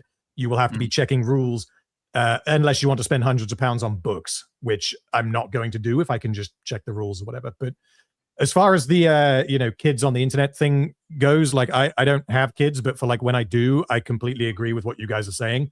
And all I would imagine, because in my case, I know enough about, the way the internet works and technology and all the rest of it, to where if I have the time to be able to ensure that my child uses the internet sensibly, then I would be able to do that. And I would imagine that's the same for you guys. I just can't imagine how helpless a a tech-oriented parent would be. Like, they're not going to understand. They're going to be, the child by the time they're 6 years old is going to know more about social media algorithms than the parent in a lot of cases. And, if that happens, I almost feel like it's almost your responsibility as a parent to be aware of all of that. And I'm not even a parent yet. So it's just kind of it's scary stuff, but I don't think it'll affect me too badly. But, we'll see. Well, Fantasy or 40K asks Captain Greg. 40K. I have basically like every month a group of us get together and we have a yearly crusade game. This year I'm playing Thousand Suns. Last year was Salamanders. The year before that was Tyranids. So yeah, I own a lot of plastic crack and painting it. I've started listening to audiobooks while doing the painting. I used to listen to essentially YouTube videos, but because I like actually watching them if I can rather than just listening. So I started listening to some Warhammer audiobooks while I'm painting, and that I would count as like my unplugged time. When I get time I think to do that counts. I think that counts. I also, I've been listening to audiobooks for years, since like the early 2010s, and it's always nice to just turn off YouTube, because I consume a ton of YouTube, but to get away from it and just I usually listen to history at the minute. I'm listening to a book about Aurelian, who is one of the great sort of underrated Roman emperors, one of the conqueror emperors who put the empire back together after it started splintering apart. And then the previous one was Marcus Aurelius. I'm doing a lot of Roman history at the minute. It's even starting to show up in my videos. I'm starting to make like Roman history jokes. My favorite emperor is Marcus Aurelius so far. I don't think you can really top Marcus Aurelius, to be honest, because he wrote Meditations, and it's such a great book. And especially today, with so many guys struggling with how shit the modern world is, like read the Meditations. It's amazing. So have you read it, Greg? But don't turn it into broicism. Don't turn it into broicism. Don't do it and be like, I listen to Stoics, I'm super fucking tough and stone cold. Like, none of them, if you read those books, that is not the message. It's it's for example, understanding that there's a lot of things in life that are beyond your control. And this is a Roman emperor writing this. And you can't allow that to upset you and to become emotionally invested in that which you can't control and which you just have no influence over. Like, if you're a 16-year-old or a 20-year-old and you're like, do you know what actually made me think about this? There was a story I read of a 21-year-old guy, and I'll just say kid because he behaved like a kid. A 21-year-old kid in America went to an anti-ICE protest and got his eye shot out by an ICE officer or something because he was attacking them or hurling stuff at them. And I sort of think, what the fuck is a 21-year-old guy, no family, no wife, I presume no girlfriend, doesn't own anything, probably doesn't even have a job. What the fuck is he doing at an ICE protest? This has fuck all to do with you, man. Like, this is where you need stoicism. Like, don't worry about this. This is not something you can control or influence, and your desire to do so is only going to tear you apart emotionally. You need to look, to your own life and better it in ways that are actually possible. You're a scrote. You're not helping. You're not going to save the world. But whatever. No, it's somebody. There's a comment. Paraphrase all of Aurelius by saying, "Sometimes it be like that." That needs to go on a coffee mug or a T-shirt or something. Oh God. That is what But kids yeah. need to get these days, right? Like, That's- whatever happened to shit happens. What the fuck Yeah. ever happened to that? That used to be a phrase, right? It used to be a catchphrase. Oh yeah. Shit happens. Deal with it. Get on. We can fucking move on. Go home. Forrest Gump invented that. Yeah. No, I had to quit. I pretty much quit on Twitter. I got back on there thinking like, oh, I'll get a presence there and make a few bucks and drive to the business reasons and all that. And I found myself just fucking on it all the time, and I was like mad about stuff that I wouldn't have even known existed if Twitter didn't tell me you should be pissed about this. And then I was mad about it. I'm like, why the fuck am I? Who gives a shit? but I'm sitting here feeding this to like, what? It is. What Twitter is is that? like X. It's appropriately named because it is absolute fucking digital crack cocaine. Yeah. It is so hard to stop scrolling. So Disclosure Day this comes out in like fucking December, so we're talking way down the list here. But Disclosure Day is Steven Spielberg's next movie. Steven Spielberg is now 79 years old, so don't expect much more from him after Disclosure Day. He'll be 80 when this comes out. This is all that we know about it is that it's a big sci-fi alien movie. And obviously we can't talk too much about it because we don't even know the plot.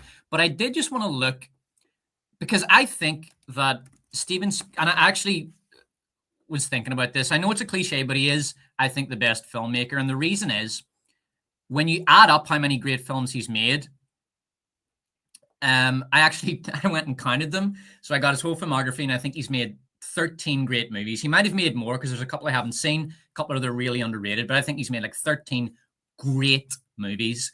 And no other director has done that. I think Martin Scorsese made 8. So even other great directors don't even come close to the amount of like truly great movies that Spielberg has made. Like Close Encounters, Jaws, Jurassic Park, Schindler's List, Catch Me If You Can.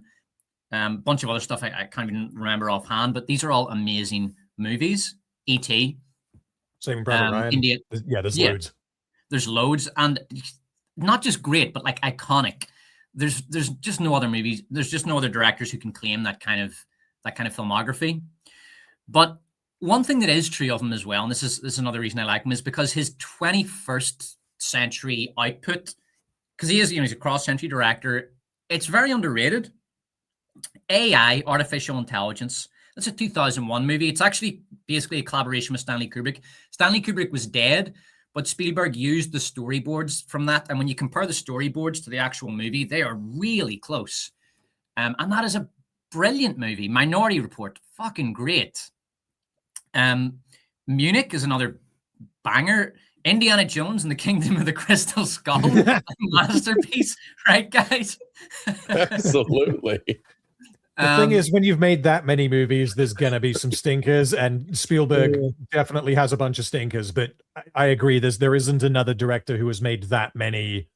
Because part of it's because of just how long he's been doing it. Like you get the other, best directors around now, like they may have started in the late 90s, maybe. Like that's half of what Spielberg has done. So yeah, I mean, even Lincoln, probably his last great movie. Bridge of Spies is a very good movie. I don't know if it's great, but Lincoln was great. Yeah. I haven't seen much after 2015. The BFG, I haven't seen. The Post. Ready Player One is kind of shit. I hate Ready Player One. Sorry, I hate it. It's awful. It's I saw it in cinema, and it's kind of like a visual feast, but it's just awful. It's just awful. The Fabelmans was quite good. That is a semi-autobiographical film about Spielberg as a young kid, and it's quite good. West Side Story I haven't seen, but I do want to just take a moment to thank Steven Spielberg for giving the world Rachel Zegler. I mean it. I mean, how much money? I actually mean that. I really mean that, because think about how much money YouTubers made from Spielberg giving us Rachel Zegler. Maybe he knew. Yeah. So Disclosure Day will be an interesting one. I don't like I say, apparently West Side Story was actually really good. So his last two have been really good, West Side Story and The Fabelmans. I wouldn't expect too much from this, but I don't think like an 80-year-old director owes us a good movie necessarily. I think it's fine if it's just, it's okay, it's decent, but you can't really be asking too much from a guy that age who is way past his prime. But looking forward to it anyway. It'll be interesting to see how it turns out. I watched the trailer and I'm only interested because of Spielberg's name. That was the crazy thing is I watched it and I was like, I mean, not that I want the trailer to give away the entire plot, but the trailer also did not interest me that much. It felt very much like, was it Signs with Mel Gibson? That was the Shyamalan movie. Yeah. Shyamalan. Yeah. It felt similar to that. And nothing about that trailer made me feel like, oh, hell yeah, I gotta go. I am so intrigued to see what this is about. But Spielberg being attached to it made me think like, all right, I guess I'll check it out at least. I'll give it a hint, but I don't know. So far, I'm not pumped. This one, see, I actually watched the original Scary Movie the other day, and it's a masterpiece. It's a comic masterpiece. The original Scary Movie is fucking brilliant. It's essentially a sequence of horror parody sketches that happen around, a fairly normal horror plot, but it's just so good. It's a lightning in a bottle movie because the acting, the timing, the beats, just everything about it is perfect. It's an amazing movie. I was just laughing my ass off the whole time. So many laugh out loud moments. But it also, like, Scary Movie is also host to some of the worst movies ever made. I think like Scary Movie 4 or 5 is considered one of the worst horror comedies of all time. Have either of you seen any of the Scary Movies? Not past the first one or two. I watched the first one. I can't tell them apart, but no, not past that. Yeah, I've only seen number one. It may well have been the first 18 rated movie I ever watched. I can't remember. I was probably about 12 when I saw this, which is maybe a little bit young, but yeah, it's very funny. I haven't seen it in God knows how long now, but yeah. Yeah, so, I mean, this thing, it's going to make a ton of money, obviously, because they're going to make it for $5. So all they need is one, and this is why these fucking low-budget horror reboots, I know it's horror parody, but it's why these low-budget horror reboots make so much money, because they only need one good weekend. That's all they need to make their money back, and then everything else after that is just pure profit. So if we look at Scream 7, for example, like that was profitable after one weekend. So for $45 million, this piece of shit is already at 150 million, like Scream 7. So they've already way beyond cleared their profit line, and they're happy with that, and they're going to make another one, and they're going to make 9 more after that, and they're all going to be shite. So that's basically the motto, and I can't imagine this is going to be any good. It's probably going to be garbage. But whatever, we'll see. Here's an interesting one. Masters of the Universe. I didn't even know this was coming out until I did the research for this segment. I don't think I have a budget on this, but this is a big gamble because the original with fucking Ivan Drago, what's his name? Dolph Lundgren. Dolph Lundgren. And by the way, that's no disrespect to Dolph Lundgren. I just couldn't remember his name. I think he was great in Masters of the Universe. And I really liked that movie as a kid. So that one flopped. That was a disaster and kind of killed the franchise. And they're trying to reboot. And that would be a major development if this movie hit. This kind of throwback, corny. What would you even call it? Like sci-fi fantasy. What do you think, guys? Is there potential here? There is, on the condition that they. So I know we haven't gotten Mortal Kombat 2, but I'm going to say the same thing for that one. This one appears from the trailer that they're striking a balance of leaning into being faithful and allowing it to be the type of goofy that an 80s, cartoon, whatever, allowing for that goofiness to be there if it's natural. And if they're not embarrassed of it, Yeah, somebody just said it's a little campy, but not like a ton. The difference between a good campy movie and a bad campy movie is when they're embarrassed about it and they have to keep reminding you with like this self-deprecating, like, we know this is dumb, but we're doing it. You get it. It's a joke, but you get it, right? But it's stupid, but we all know it's kind of dumb, but we're just going with. Stop fucking doing that. Stop doing the fucking meta. Remind you that, like, we know it's crazy to have this guy in a loincloth, but we're gonna make a loincloth joke so that we know we're cool, right? Fucking quit that shit. If they're not embarrassed of it and they just go into it and they are faithful and they take it seriously enough to try to make a good movie, I think it's gonna be a blast. And I feel the exact same way about I'm fucking pumped about Mortal Kombat 2. I think it's going to be great. You know what? I love that first movie. It's one of the only video game movies that I unironically like. Like, I ironically enjoyed Doom with Johnson. Yeah. It's a really fun trash movie. But I unironically enjoyed Mortal Kombat 1. I thought it was a really good take on the video game series. It went over the top in the way that you really just need to go over the top with Mortal Kombat because it is such a fucking corny, gory, fun time. Like, it's kind of like an adolescent boy's fantasy, Mortal Kombat, and that's what you really need to lean into.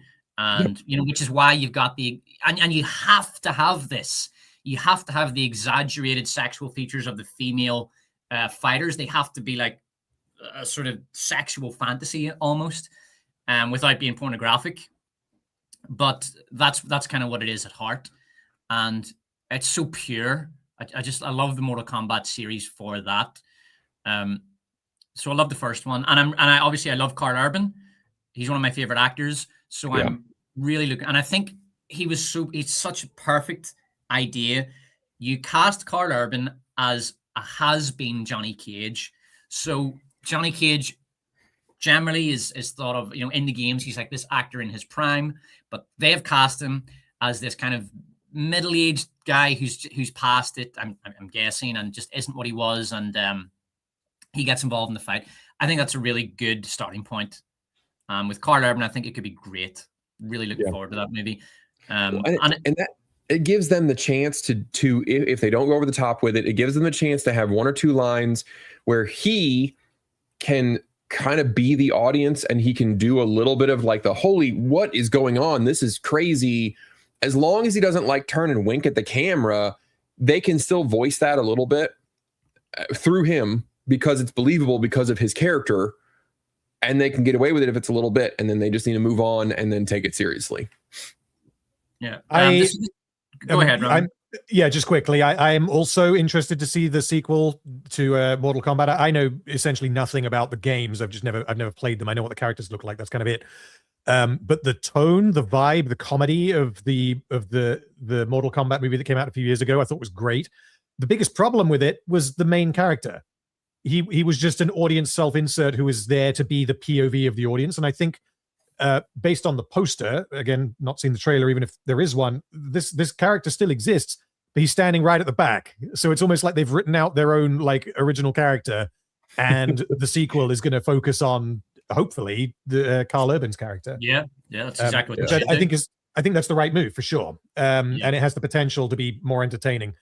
Although I really liked Joe Taslim from the first Raid movie. Him as a Scorpion. Was he Scorpion or Sub-Zero? I forget. In the first Mortal Kombat movie. I can't remember. I'm getting them mixed up now. See, I'm a noob when it comes to Mortal Kombat. But for this He-Man movie, I think that this has potential as a comedic masterpiece. Whether it'll be good, I don't know, but there's one solid reason for this. Jared Leto is playing Skeletor, and if they do that right, then that could be the funniest fucking thing that comes out this year. Could this be Jared Leto's redemption? Could this be his redemptive moment? Oh God! I didn't know that. He needs to lean fully into the robot chicken style of Skeletor. I'll get you next time. And all of that.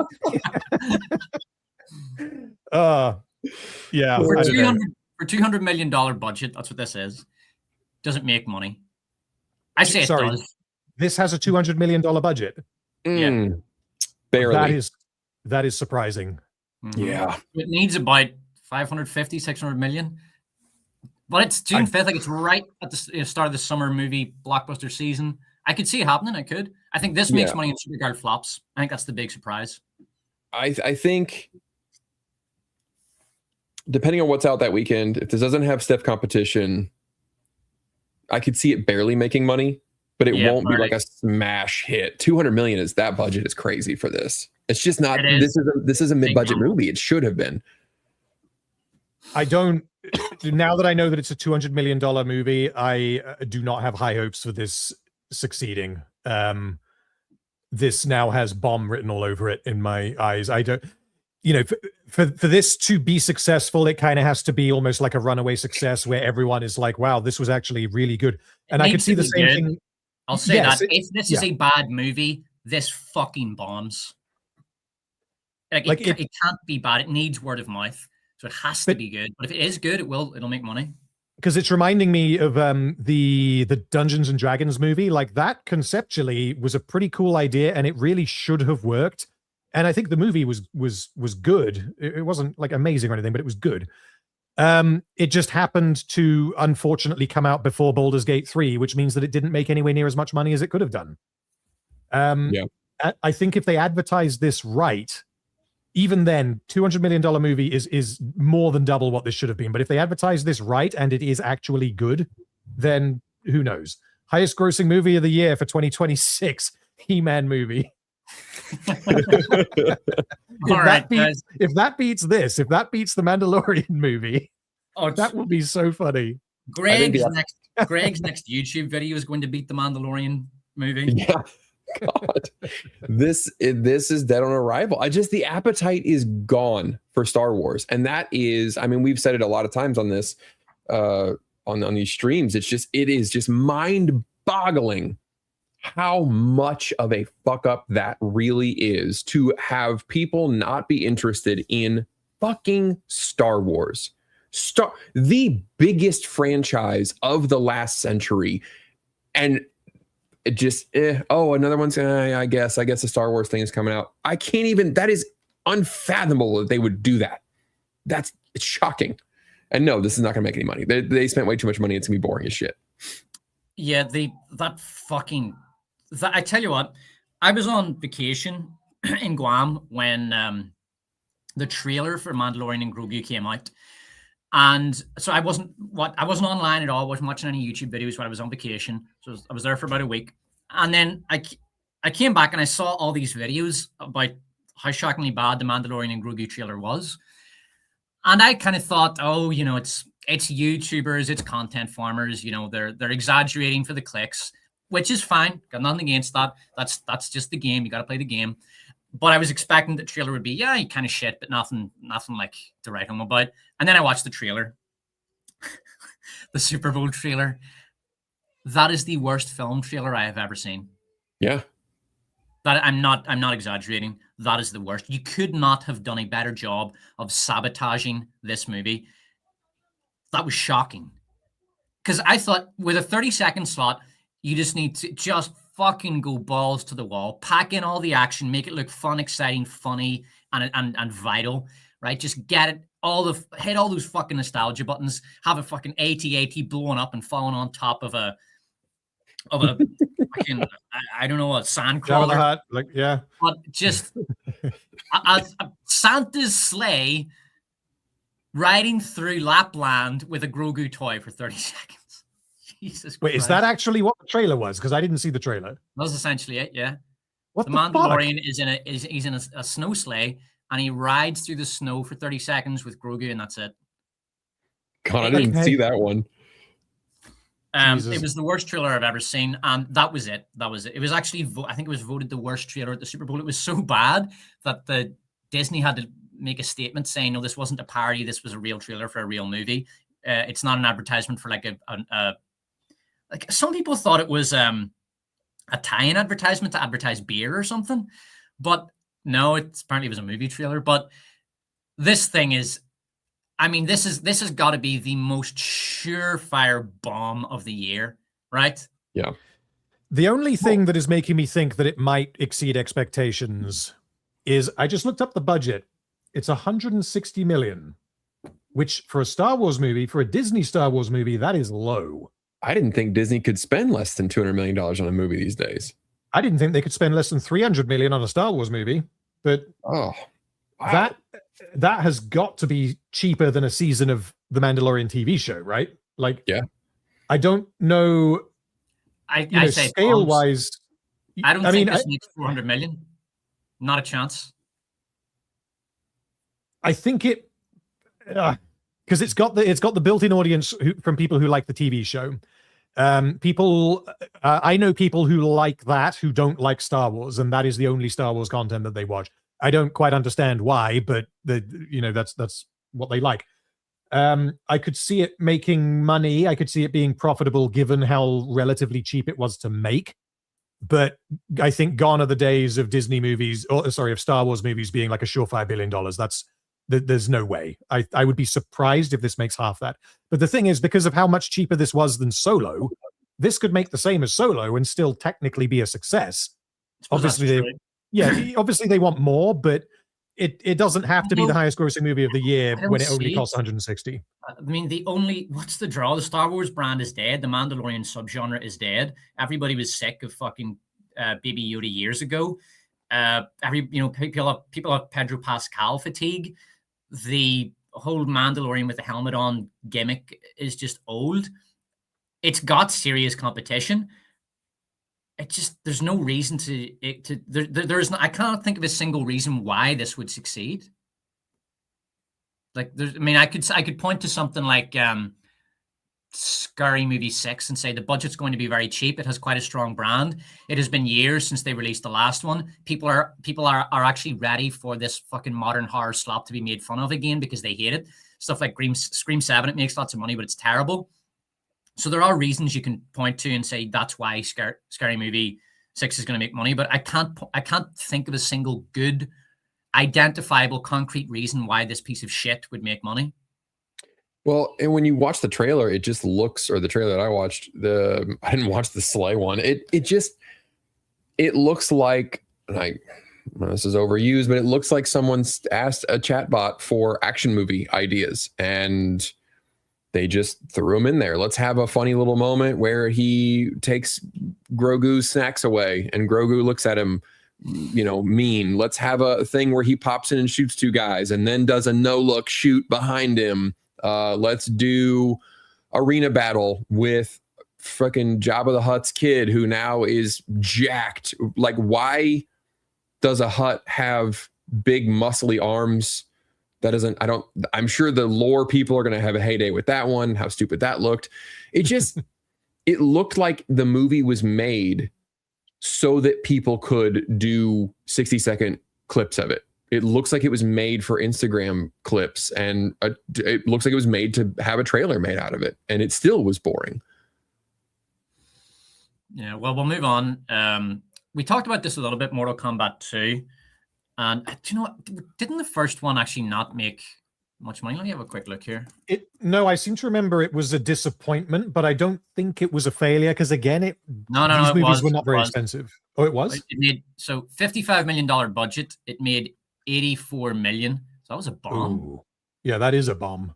The second one, that's a real risk making this. I don't know what they were thinking. Maybe that's why they brought Carl Urban in and had that kind of trailer campaign, because they want something that is very clearly identifiable as opposed to the sort of bland generic video game movie that was the first one. How much are they spending on this one? It's a good question. Because, bringing in Carl Urban and making it a Carl Urban movie, you would think, the budget goes up there, but that's a risk. No, they haven't released, because I looked when I was doing this, but they still haven't released the budget. Okay. So, who knows? May 8th. So it's coming soon. I'm surprised they haven't released the budget yet for a May 8th release. But we talked about this a bit. I'm looking forward to it. And looks good. It does. This is one of only two movies I'm actually looking forward to this year. The other one is some of you were excited about, Greg. Oh yeah, Project Hail Mary. Oh yeah, I'm fucking pumped about that one. Hold on, let's just move on to Project Hail Mary while we're here. All right, so Project Hail Mary, we'll talk about this a bit. Greg, weren't you reading this? Did you finish the book? Just finished it up the other day. One of the best movies or one of the best books I've read in a while. I want to go get the rest of Andy Weir's shit. I want to go read The Martian and Andromeda or whatever the other one was. Starts with an A. I want to read the rest of them because what's that? The other big film adaptation from Andy Weir was The Martian. Yeah. I want to go read the rest of these. I just had a blast reading this, and what struck me was just how optimistic it was. And I know we were talking about that earlier with all these movies. They're so nihilistic. They're so pessimistic. They don't take anything seriously. And from the trailers, it looks like the book is sticking pretty close to a good adaptation. And I'm actually, normally I say like, I'm interested to see how they do something in a way, like I'm interested to see how they pull that shit off. Like, but I am interested to see how they structure the movie. Don't spoil it, by the way. Because I won't. Just the book is the plot, and then there's flashbacks, so you sort of get filled in. Yeah, that was the book goes along. That was a brilliant decision because, as I say, I'm not going to spoil anything because I know there's a lot of people who haven't read the book and they just want to see the movie, and that's fine. When you read the book, and when I read the book, I thought, okay, it's brilliant, but how are they going to make this cinematically compelling? Yeah. Greg knows exactly what I'm talking about. Yep. And by doing flashbacks, that's really going to help. And they really, you'll see why they absolutely had to do that. They had to include an Earth section, which isn't in the book. They had to include an Earth section in this one. There's little snippets of flashback in the book, but it's more like the guy's thinking, and he thinks back to something that reminds him of what he's doing right now. And it's just a few sentences, but there's no chapters or anything. But you must have it in the movie for reasons that you will. And I suspect they're going to have a full subplot where everybody on Earth is trying to figure out, okay, well, what's going on with the mission and what's going on with the sun. Obviously, Ryan Gosling is correct. He's correct as the astronaut because he's such a great physical actor, and you really, really need someone who has a lot of physical screen presence and charisma to carry this role. So he's the perfect cast, and he's the perfect age for the role. So yeah. I love it. I love it when you read a book, and because it's so frustrating when you love a book or a video game or something, and then they miscast the role. It just nags at your fucking brain. It's why the Harry Potter franchise got so pissed off that they cast Snape as this black guy, because first of all, Snape's not black. He just looks so wrong. It is because he's black, but it's also because it's just not right. It's just not Snape, right? Because if he's a black kid growing up at that time, he's just going to have a very different experience to what Snape had. Snape was a wallflower. That's the fucking point. Anyway, you can see how frustrating it is, right? But with this, they got the casting so right. It's so perfect. It's really satisfying to see as a book fan to see that. So I'm really looking forward to this, and I expect it's going to be good. Yeah, I just want to jump in and say I had not heard of this movie until just now. While you guys were talking, I looked it up. I'm now pumped. I want to watch this. I really like a good sci-fi movie. The directors I really like as well, Phil Lord and Christopher Miller. They've been producers, but they were responsible for the Lego Movie and 21 and 22 Jump Street, all of which are great. And the guy who wrote it has written a bunch of bangers. Bad Times at the El Royale. I don't know if you guys have seen that. That I think is underrated. And if you want a movie where Cynthia Erivo is normal instead of a goblin, then watch that movie. It's a good movie. The ending's a bit but it's good. And he's also the guy who adapted The Martian as well. So there's a satisfying little coda in this as well. Lord and Miller were originally working on the Han Solo movie, and because of creative differences with Kathleen Kennedy, she booted them from the project. Those differences being that they're creative and she isn't. And this year they have this movie coming out, and Kathleen Kennedy has her last movie, which will be, cement her legacy as the worst producer of all time. She's got Mandalorian and Grogu coming out. So when this movie is successful and Mando bombs, Lord and Miller can just have that lovely little bit of Schadenfreude. So that'll be so perfect. The one thing in this one that I don't know if it's going to translate to screen. I really hope it does, because the book was optimistic. I like that. I like that it was, you know, it's a buddy, it's like a buddy story.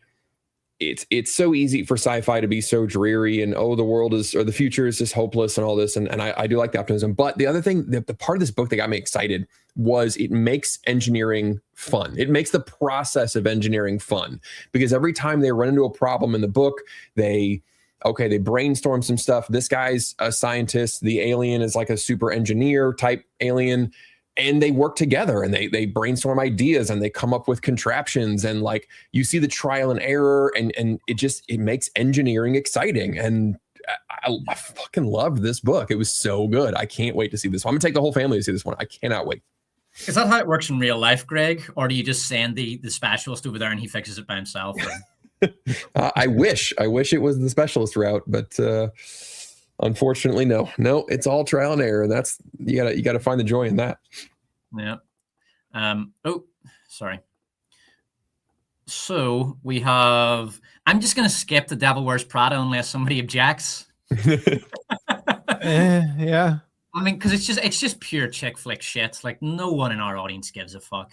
No, it's going to make a bunch of money though. I watched these trailers. I watched the trailers with my wife, and she was like, "This is everything that I wanted in this sequel." So if anybody that liked the first movie, this is going to be, this is going to do well with that audience. Like according to her, she's like, this is what they need to do. So it's a made-for-women movie. A lot of them are gonna drag their boyfriends and husbands along, so it'll make all the money. So that's fine. Yep. And that's right. I have nothing against the movie, because it's not part of anything I'm interested in. It's its own thing. It's for women. That's great. You go and enjoy it. Right. So Bohemian Rhapsody 2, the Jacksoning. Guys, what do you think?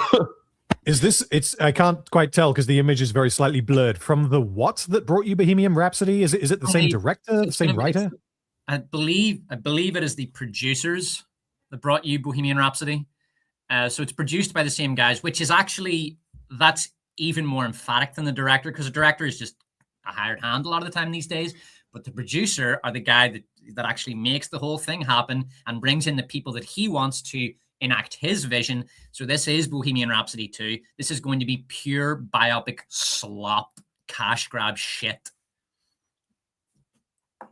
Yeah, no, it's going to be, well, and it's another one. It's going to suffer the same problem that every biopic does. I mean, Michael Jackson's career spanned 40 years. Like, what are you gonna cover in that time? They're doing everything. If you look at the trailer, they start in his childhood. Now, look, usually that's a mistake in biopics, but in this case, it is justified. In fact, there's entire movies about Michael Jackson's childhood already, because infamously his father, although to be fair, like you can talk about how his father beat his kids and all that, and that was wrong, but at the same time, he set them up for life. Like his fucking vision set them all up for life as millionaires. Like, he's a brilliant man, even if he is tyrannical. He's why stage moms have hope, because he was the original successful stage mom. And they can look to him and say, it fucking works. Like, hey man, like, would you rather have got, I'm gonna ask them, I'll ask the kids, right? The Jackson family kids, would you fucking rather go work in Walmart? Do you want to be unemployed for 2 years and then get a job in some bullshit office? Do you want to be a DEI hire for, I don't fucking know, the DA's office as a receptionist? Because that's what your life's going to be if you don't do this. Right? It's just true. But anyway, so they've done movies about his childhood. They're going to do a childhood section in this, and then they're going to do him going solo in his 20s. And then they're going to do him becoming like the fucking gigantic pop star that he was in the 80s. I don't know if they're going to do the sort of the come down, from the late 80s to the early 90s, where his career starts to falter a bit, and some of the allegations start to come in, and he's white by that stage. According to Wikipedia, that is included in the screenplay. But obviously how much of a focus it's going to be, and whether, how, I guess, biographical it's going to be, I don't know. We'll have to wait and see. Yeah, it's a greatest hits biopic. It's basically a live action Wikipedia page. This is going to be fucking terrible, and it's going to make a ton of money. And there won't be any structure, I'm afraid. It's just going to be, you're absolutely right. It's just going to be a Wikipedia. Just, here you go. Here are things that happened, and there won't be like so many biopics, there will be no structure whatsoever, and then it will just end and go, here you go. We gave you a slightly fictionalized version that we thought was entertaining, and it really wasn't. And there you have it. Yeah, and this is coming out pretty soon. This is next month. Yeah, we'll see soon enough how right I am that it makes all the money and is shit. And it's going to do that trope. I guarantee you, right? Take my word for it. It's going to start at the end and then go back to the beginning. So the first scene will be like the mid-90s, and Michael Jackson is, I don't know, drunk, and he's, very pale because of his skin condition. And, he's in an interview reflecting back on his career, and then it's going to go back to the childhood. I fucking guarantee this thing is going to start at the end, then go back to the start. It's going to do that trope. Oh, absolutely. I mean, just like Bradley Cooper did when he was doing his biopic, and he did a stupid Jewish voice, and he had to, when I look back on my life, and well, let me just tell you about it real quick. You know what I'm saying? It'll be that trope. God. That has to be the worst or second worst biopic of all time, Maestro, of the century. Maybe the worst was Blonde. Blonde might have been worse, but it's a big might. That was a great impression, by the way, Greg. Do you know what I'm going to do? I'm going to have you, if I do a video on Michael, I'm going to have you at the start of it, like smoking a fucking prop cigarette to Bradley Cooper. I'll go get some of those old candy cigarettes. Blow the flour out of them. So this is some horror slop. Maybe it's the next entry in the Mummy franchise. It's not. Nothing to do with that title is so fucking misleading. It's ridiculous. They know what they're doing. It's completely misleading. It has nothing to do with the Mummy franchise at all. I'm surprised they haven't been sued for that, to be honest. It's just, it's garbage horror. You can't sue them because you can't copyright a title, but it'll make enough money because it'll probably cost $5 and it'll be fucking awful, and it'll make enough money in the first weekend. The Super Mario Galaxy movie is one I want to discuss a little bit, because who saw the first Mario movie? Yep. Yeah. Well, I thought it was shite. What do you think? Yeah. No, it was nostalgia. It was a string of nostalgia and references, and they just kind of put them together. The story was nonsense, didn't make a lot of sense. There wasn't much of a story, and it was just, let's throw a bunch of gags together, throw a bunch of references together, and we'll just slap it all together and we'll call it a movie. And it was fine. Like, I went saw it with my kids. They had a fun time. It was one of those that, like, you can say, oh, it wasn't bad. That's the best you can say about it. And I had an okay time. I had popcorn. We all had a good time. We saw, look at that. I recognize that right there. Yeah. And then we haven't watched it since, ever. Not a single other time. Yeah. So I felt like I was 30 years too old for this movie, and I'm only 34. So yeah. It pretty much the same. Like, I did not enjoy it at all, but I could imagine that I would have loved it if I was maybe 10. I don't know. I can absolutely see why it was the runaway success that it was. Because it did everything that it needed to do. I didn't think it was unwatchable trash. It had basic things that you now kind of take for granted, like, I don't know, character arcs, for example. It had that kind of thing. It had multiple characters with character arcs, and it was all incredibly simple, and it could have been told in a third of the time if it just told the fucking story instead of doing member berries the whole time. But then that's kind of the point of the movie, is that it is all member berries. So I don't know how much I can criticize that. It's just going to be the same formula again. It will be very much a kids movie that doesn't try to be particularly good and just does the bare, I'll say the bare minimum, but it does go pretty heavy on the visuals, the first one. It won't have any depth or profundity. It's just trying to be entertaining at a very surface level for kids with a focus on visuals. I will warn content formers, though, don't make any videos on this. They'll get 5 views. Like, nobody gives a shit. Yeah. I'm actually a little optimistic on this one. I think it's gonna be better than the last one. I think the last one, they just figured, fuck it, we'll throw Mario on there and it's gonna make money, and it did. And there's the possibility they learned the lesson that screw it, it'll make money no matter what. But I've seen the trailers on this one, and it appears that they put slightly more work into it than just, we'll put characters that and look, he jumps into a box and look at that, and you recognize it, don't you? And haha, there you go. And then we'll move on to another thing. It looks like they did a little more than that in this one, so I think it will be slightly better. Now, It's a low bar. So, but I'm a little Yeah. optimistic on this one. I mean, I didn't even ask if you think it'll make money because it's obviously going to make a ton. It might be the highest grossing of the year. It might even beat fucking Doomsday. I think it's very possible. It's going to make so much money. Yeah. So we talked about that. And the last one is Hoppers. Garbage. It looks like total shit. Yeah. And in fact, this is a very deceptive poster because this makes it look like it has an interesting animation style, hand drawn, but it doesn't. This is Grubhub commercial animation, also known as Beanmouth, also known, I think, as the Cal art style or something. But basically, this is Beanmouth animation. You've seen 4 or 5 of these fucking Pixar movies. Elio, exact animation style. I despise it. I want it to die. This movie looks terrible. Yeah. Well, and then there's also the chance that it has this extreme humans bad, environmentalism, capitalism bad, just all of that bullshit shoved in it as well. It just whole hog-fistedly, it looks like from the trailer, like it looks like absolute shit. Yeah, Pixar are done.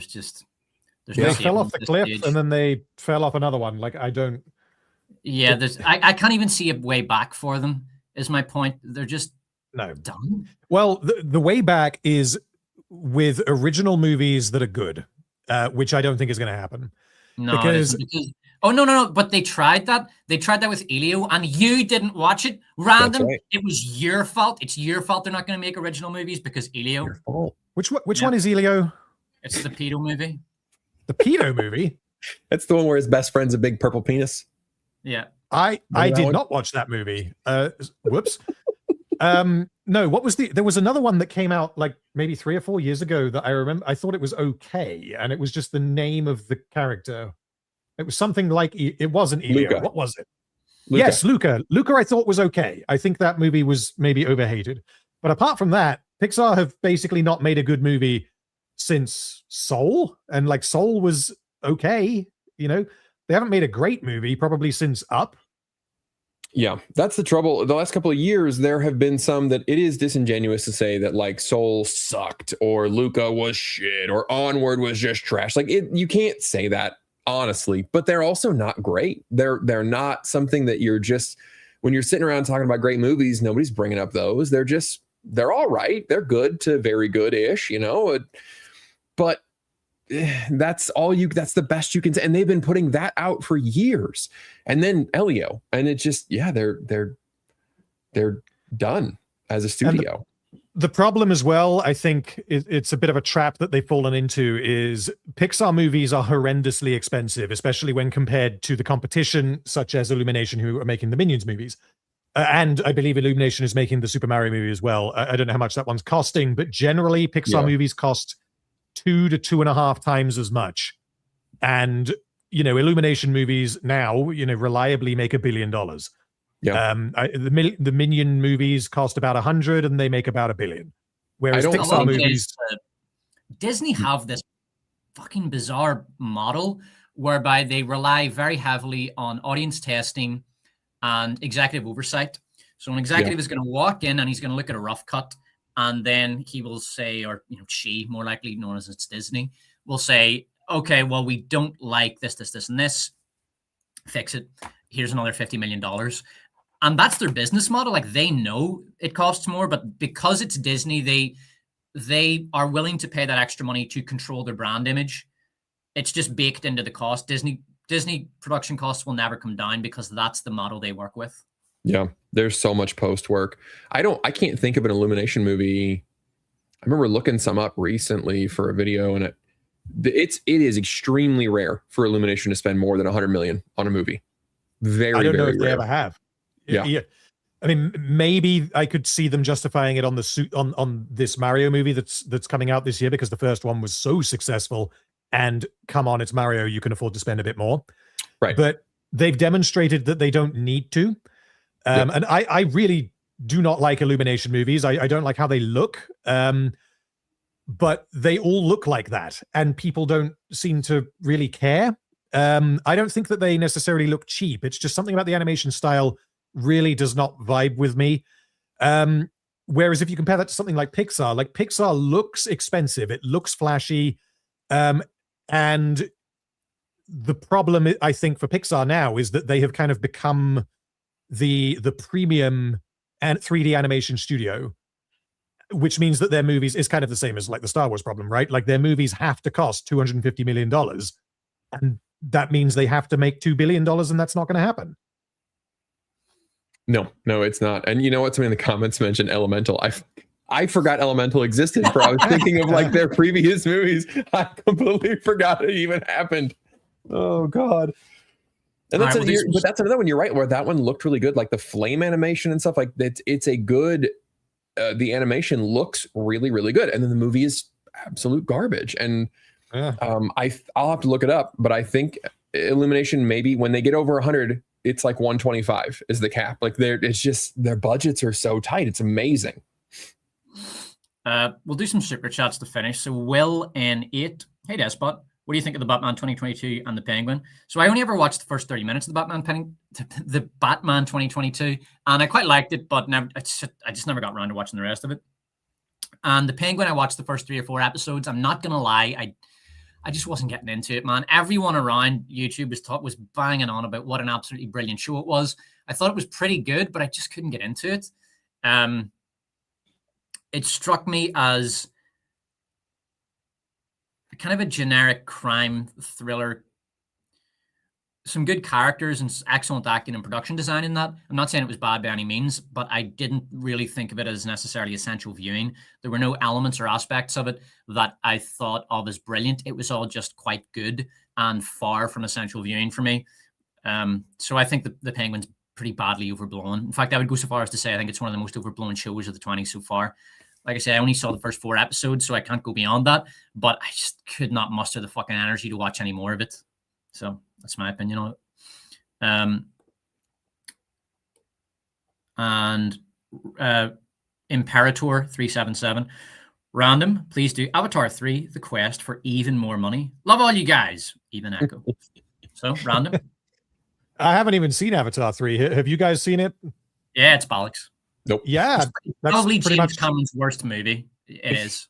Oh wow. Okay. Yeah. No, I felt like if I was going to watch it, I should go and see it at the cinema, and then I had a very, very busy last few months. I'm pretty sure it's not even in the cinema anymore, so I've kind of missed the boat on that one. Avatar 2 killed my investment in the franchise.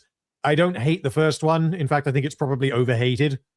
Because there are things in it that I actually like. The second one was just the same thing, but worse in every way. And from what I hear, the third one is the second one, but worse in every way. And I just don't care. So I haven't seen it yet. Stickman LLC1. Imagine Viola Davis being coached by Goku and learning the Ki Blast. The Queen Elizabeth grooms Fred Flintstone into becoming a leader, and he has to defeat Daffy Duck to the King of the UK to become the King of the UK. That's... sounds like a much better plot than most of the shit that we have just discussed. Thank you, Stickman. Joey Bag of Donuts. Only a matter of time before live action Toy Story. Oh God, yeah. Yeah, you know what you do. The thing is, because we were talking earlier about like, have they had having The Rock play the same character? If they were gonna do a live action Toy Story, it would live and die based on having the same voice actors, because you would have to have Tom Hanks and Tim Allen at the very least, which means you've got to go for it. No, they're just getting older, so you got to make it soon if you're going to make it. Yeah. By Queen, I mean the ghost of the Queen. Yeah, a lot of people seem to forget that she's dead because she was alive for so long. I think Seth Rogen said he was interested in doing a live action remake of The Emperor's New Groove. Wow, we're really excited about that. No, you stay away, you bastard. Oh God! Tell you what, he is such a great example of you either die a hero or you live long enough to see yourself become the villain, because his early career was quite good. He did some really funny stuff. Yeah. Even if it was kind of slacker, stoner comedy, whatever, it was fun. And then he just became the most insufferable fucking wanker, and he got into all of his political activism, and he did that fucking Christmas movie with what's her face, that anti-Christian Christmas movie. Oh Jesus. He's just one of the worst fucking guys in Hollywood. Fuck Seth Rogen. And everything he makes nowadays is absolute shit. So, Despot, I noticed the keyboard behind you. Do you still write and practice music? Are your albums available for people to listen to? Yeah, on my old music channel, it's called Radamanth Music, and you can listen to my albums there. The first album, for fucking Morning Man, the vocals are crap. The second album, I think, is brilliant, but it's a bit of an acquired taste. I don't write music anymore. I just don't have time. And after the superhuman effort I made with my second album, I just couldn't anymore. Like, I couldn't. It was no longer financially viable. I was married. My wife was pregnant. I had to give up music and just start making money. So that's fine. And I moved on to YouTube, and this is now my creative outlet. So that's fine. I have no problem leaving music behind and moving on to another creative endeavor in my life. I think that's fine. That's life. You just move on to other things, and that's great. I still listen to a ton of music and I enjoy it. But for me to write good music again would require an amount of time and effort that I just don't have in my life. And that's fine. That's fine. Because I did what I wanted to do with music in my 20s, and that's great. I mean, that's not everything something.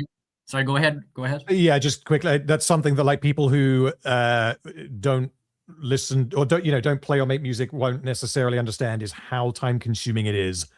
Like, yeah, you can't just sit down and with a guitar and write a song in a couple of hours. Like, for me to write a really good song, I would have to write about 4 or 5 songs, because I need to get into the process, and I need to get the shit out, and I need to get back into the groove of it, and to get into that headspace, and to really just get, reach into the depths of myself to pull it out. And I can't just do that on command. Like, I need to get into the fucking zone, and that would take like at least a week of many hours. Sorry, go ahead, Random. Yeah, I mean, yeah, pretty much that. It's just like, so I used to do quite a lot of like production. So, working with, virtual instruments, MIDI drums, like programming things to make them sound real, because that was a big criticism of in like rock and metal music, as you could just tell that the drums didn't sound real, for example. So I did a lot of essentially humanizing, and then, you get into things like tracking guitars for and vocals for like any of the more extreme stuff. It can easily take you a day, even if you're like a really good guitarist. I'm not saying that I am, but like if you're tracking a really good guitarist, then it can still take a silly amount of hours just to get one guitar track down. It is so time consuming. And then you get into the mixing and all of it. It can take you months to get a project finished. It's not the kind of thing you can just sort of dip your toes into. You have to be all the way in. If you were to make a music video, and you have to make music videos if you want your songs to have any sort of impact or audience, from the initial writing of the song to the end of the music video, I mean, that might be 2 months, and that's for one song. You can't Bohemian Rhapsody a song where it just flows out of you magically, like in the movie. Oh, that fucking movie. So I tell you what, though, for the next Worst of Woke Awards, I'm going to write the intro and the end music, because in the last one, the end song is mine. I wrote that years ago, and that's a banger. Actually, people were writing that in the comments, so that's a really good song. But I'm going to do the intro as well next year, because YouTube copyright has become prohibitive. And I actually, I had to change the fucking intro song in my last Worst of Woke Awards, because the guy who wrote it advertised his tune as non-copyright, as commons music. And then when I used it, he obviously had been notified by someone, and he thought, oh, here's a chance for a quick buck. Fuck my principles. I can make some cash. So I will never use that non-copyright stuff again. It's a scam. Ultimately, when it comes to cash, people will give up their principles like that. I'll just write the fucking music myself for the next Worst of Woke Awards, like the intro and the outro. So you've got that to look forward to. It'll be good though. So Whore Alfist, it's probably the booze talking, but the more of these perversions of beloved IPs, the more I think of that scene from The Exorcist where Mr. Farron tells us that the point of the possession is to make us despair. I mean, a lot of it, you do get the sense from a lot of character deconstruction and character assassination, and men always being these pathetic husks in the remakes and the reboots for the modern audience. You do get the impression that they just want to demoralize you. And the establishment and the powers that be, especially in places like the UK, they do want to demoralize you. They want you as a serf.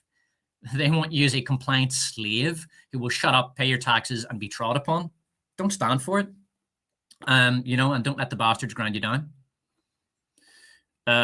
Rust Cole 01, this can be this all can be laid at the feet of gentle parenting. I've been saying for years that we need to bring back bullies and low-level violence. I'm getting a mixed reaction. I mean, I should word it different. Yes. bullying is inevitable. I think bullying, because I've been a teacher and I was bullied in school myself, and all my brothers were bullied, and I knew a lot of guys that were bullied, and bullying was a big problem in my grammar school. Pretty much everybody who wasn't like at the top of the pecking order was bullied. It seems to me that it's simply biologically innate. I think it might be a biological design as part of the sort of the human design to eradicate excessive differences in youths. Greg, what do you think? Do you think, because I think it's impossible to eradicate bullying. I just think it's innate. I mean, yeah, it depends on how you define the word. Like, I mean, I guess in a certain sense, I bully my own kids sometimes, and I wouldn't call it bullying, but I mean, there are times where, yeah, if my kids are being lazy, I tell them straight to their face, like, you're being fucking lazy. Like, the activity that you're engaging in is going to make you a loser. It's going to make you a failure at life. Like, I don't have the patience to sugarcoat that or put it in some gentle kind of way or express it in like it's not. There's something positive about some of these activities. And sometimes I just think kids, it's one of those things. It's like somebody's going to make fun of you. So I'm going to make fun of you in a gentle, like loving kind of way because somebody's gonna, and you just need to know that what you're doing is dumb and quit doing it because it's not a socially acceptable thing. Somebody's got to tell you. So it's going to be me. Yeah. I mean, I'm not under any delusion that my kid isn't going to be at least targeted by bullies in school. So I'm going to train him in boxing from a very young age to make him a hard target because that's all you can do. I think as a parent, I don't think you can. This idea that you can go to the right school where there's no bullying or talk to the teacher or the principal, they don't give a fuck. No, the best thing you can do, in my opinion, is to just train your kid to make him a hard target so the bullies go after someone else. And I know that kind of sucks, but hey, better somebody else's kid than your kid. And that's just the world we live in, unfortunately. So that's my attitude to it. So let me see. The next comment is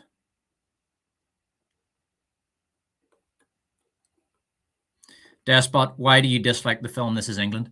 Because I think it depicts, its goal is to depict England. I mean, look at the title, This Is England, and then a bunch of skinheads.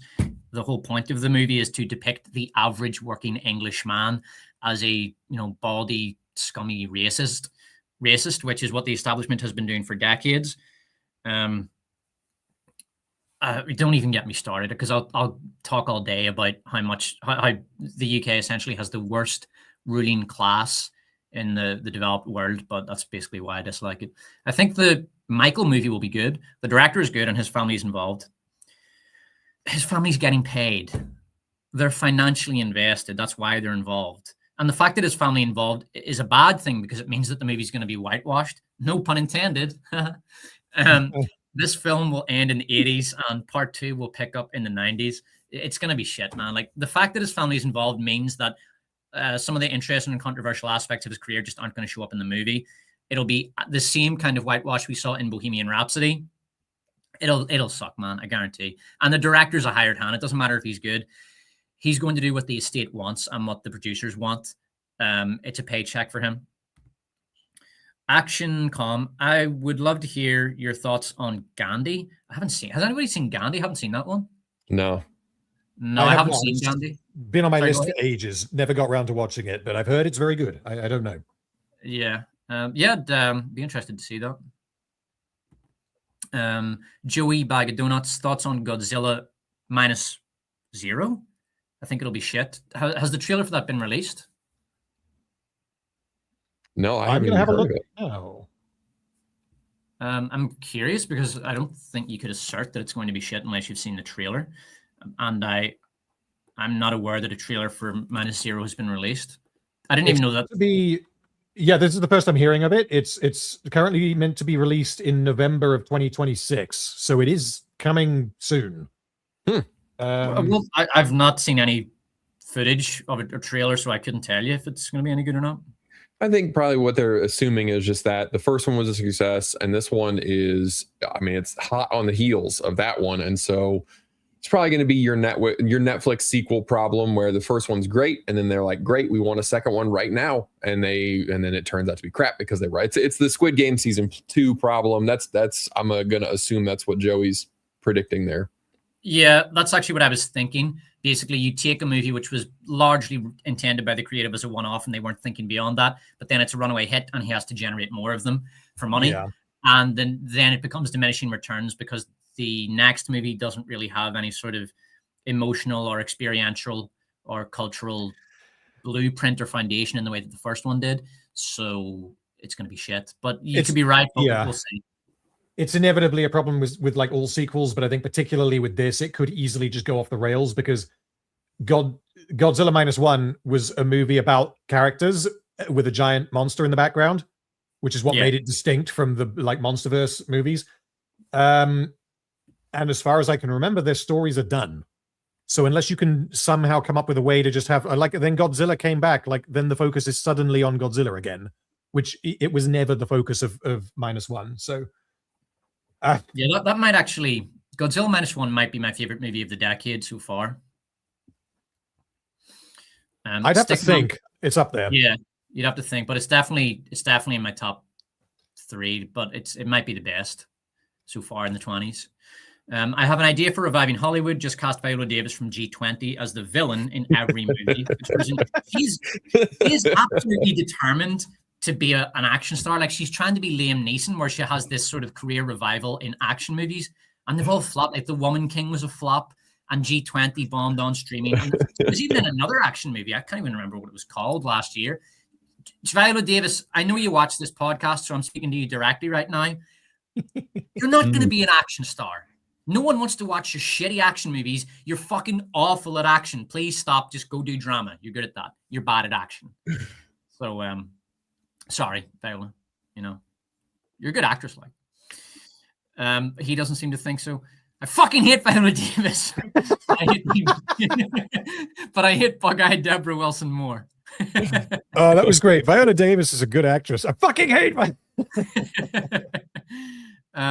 Hostiles is my favorite movie of the decade. What's Hostiles? Oh, that rings a bell. I think I've seen that. Hold on. This is the problem with movie titles like that. There's a 2017 movie called Hostiles, which I've never heard of. It's got Christian Bale in it. Okay, well, that's it for us for today, lads. So thank you very much, everyone, for watching. And Random, thank you for coming on. Yeah, no problem. Always happy to chat with you guys, and it has certainly been fun. All right. Okay.